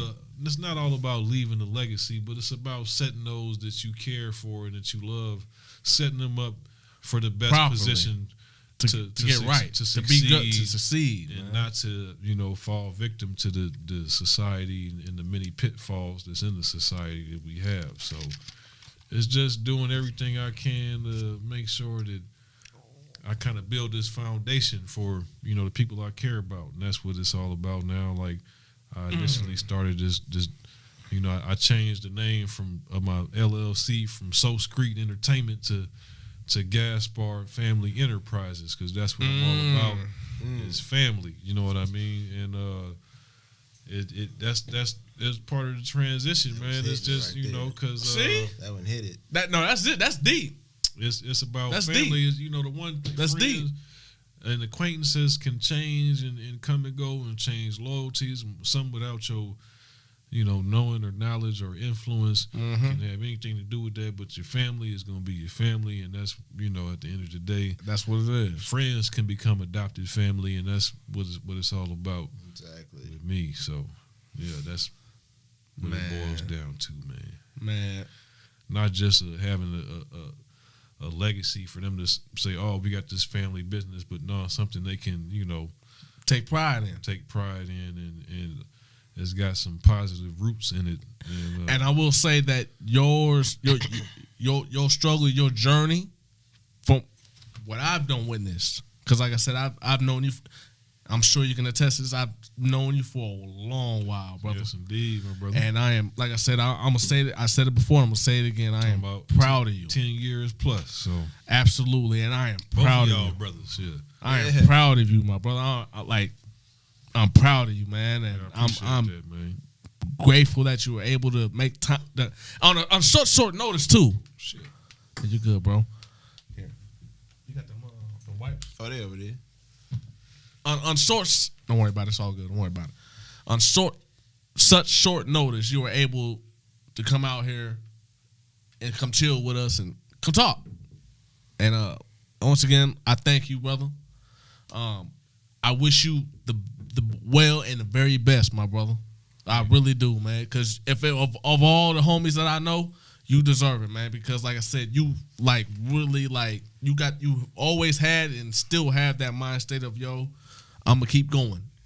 I'm gonna find that. I'm gonna find something to make something, and I think you found something.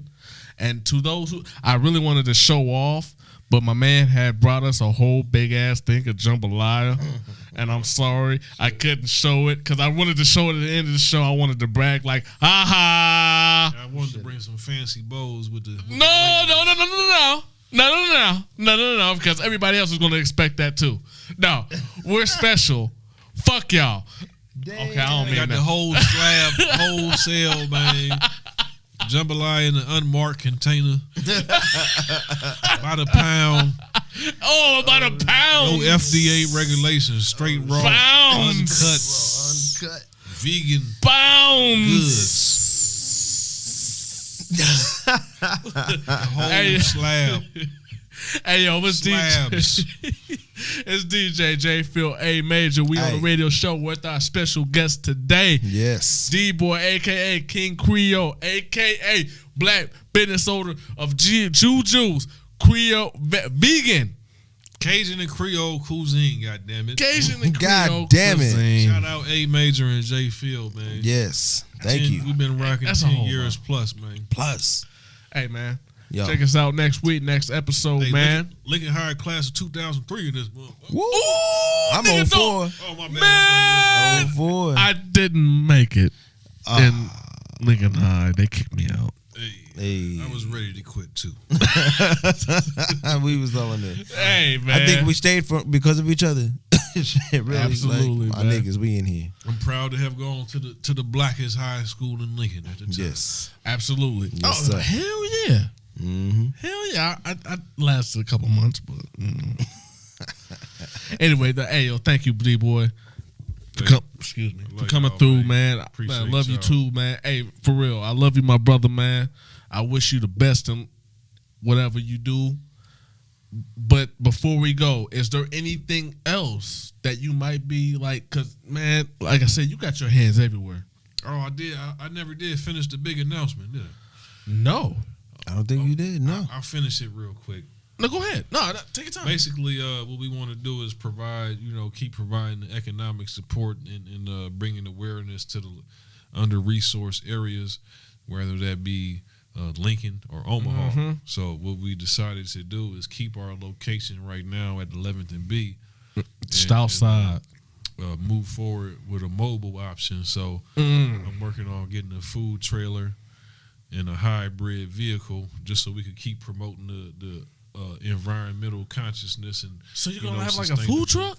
I'm going to have a food truck. Hybrid. Food trailer. It's going to be, obviously generator and propane powered. Boy. But the vehicle pushing and towing the food truck will be a hybrid. So it's a, I did my research. There's not really any options out right now for like a, if you could maybe hypothetically get a solar powered food truck and Right. That's out of my budget. I got to be realistic. You know what I mean? Right. So, Absolutely. the most cost effective and efficient way I can try to make an impact and serve multiple communities is to get the food trailer and the hybrid truck. You know what I mean? And hit different parts of Lincoln. Go over there, pull up to the Malone Center. Yep. It don't matter if I sell $10 worth of food or not. We over there promoting. We at the Malone Center. Doing your part. Come pull up to the Malone Center, see what's going on. Yes. Or I'll probably keep my normal hours at JuJu's where I'm at 11 to 2. Pull up to JuJu's. I share my space with this nonprofit. Come see what they got going on. See what's going on in this community. How can you help? Yeah. Participate in this litter cleanup. Yeah.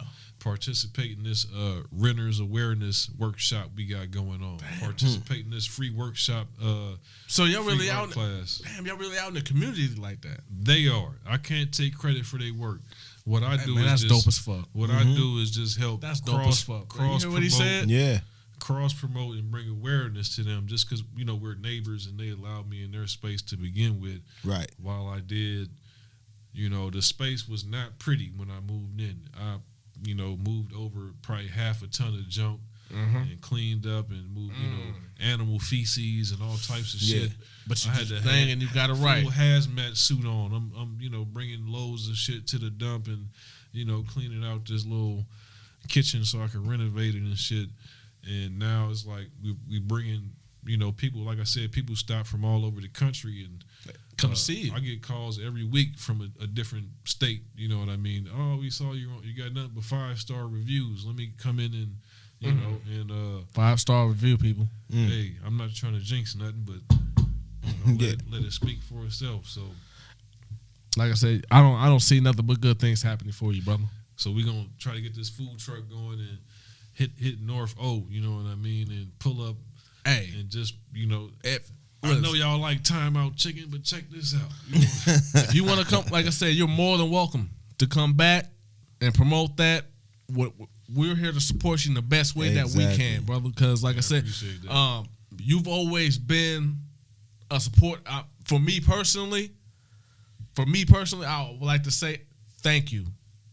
Hey, man, thank you. And you know what we done. Hey. You know where we at. And I want to tell you thank you. For real, D-boy, man. My nigga, man. I thank you, brother. You when I tell you that you solid, my nigga, yeah.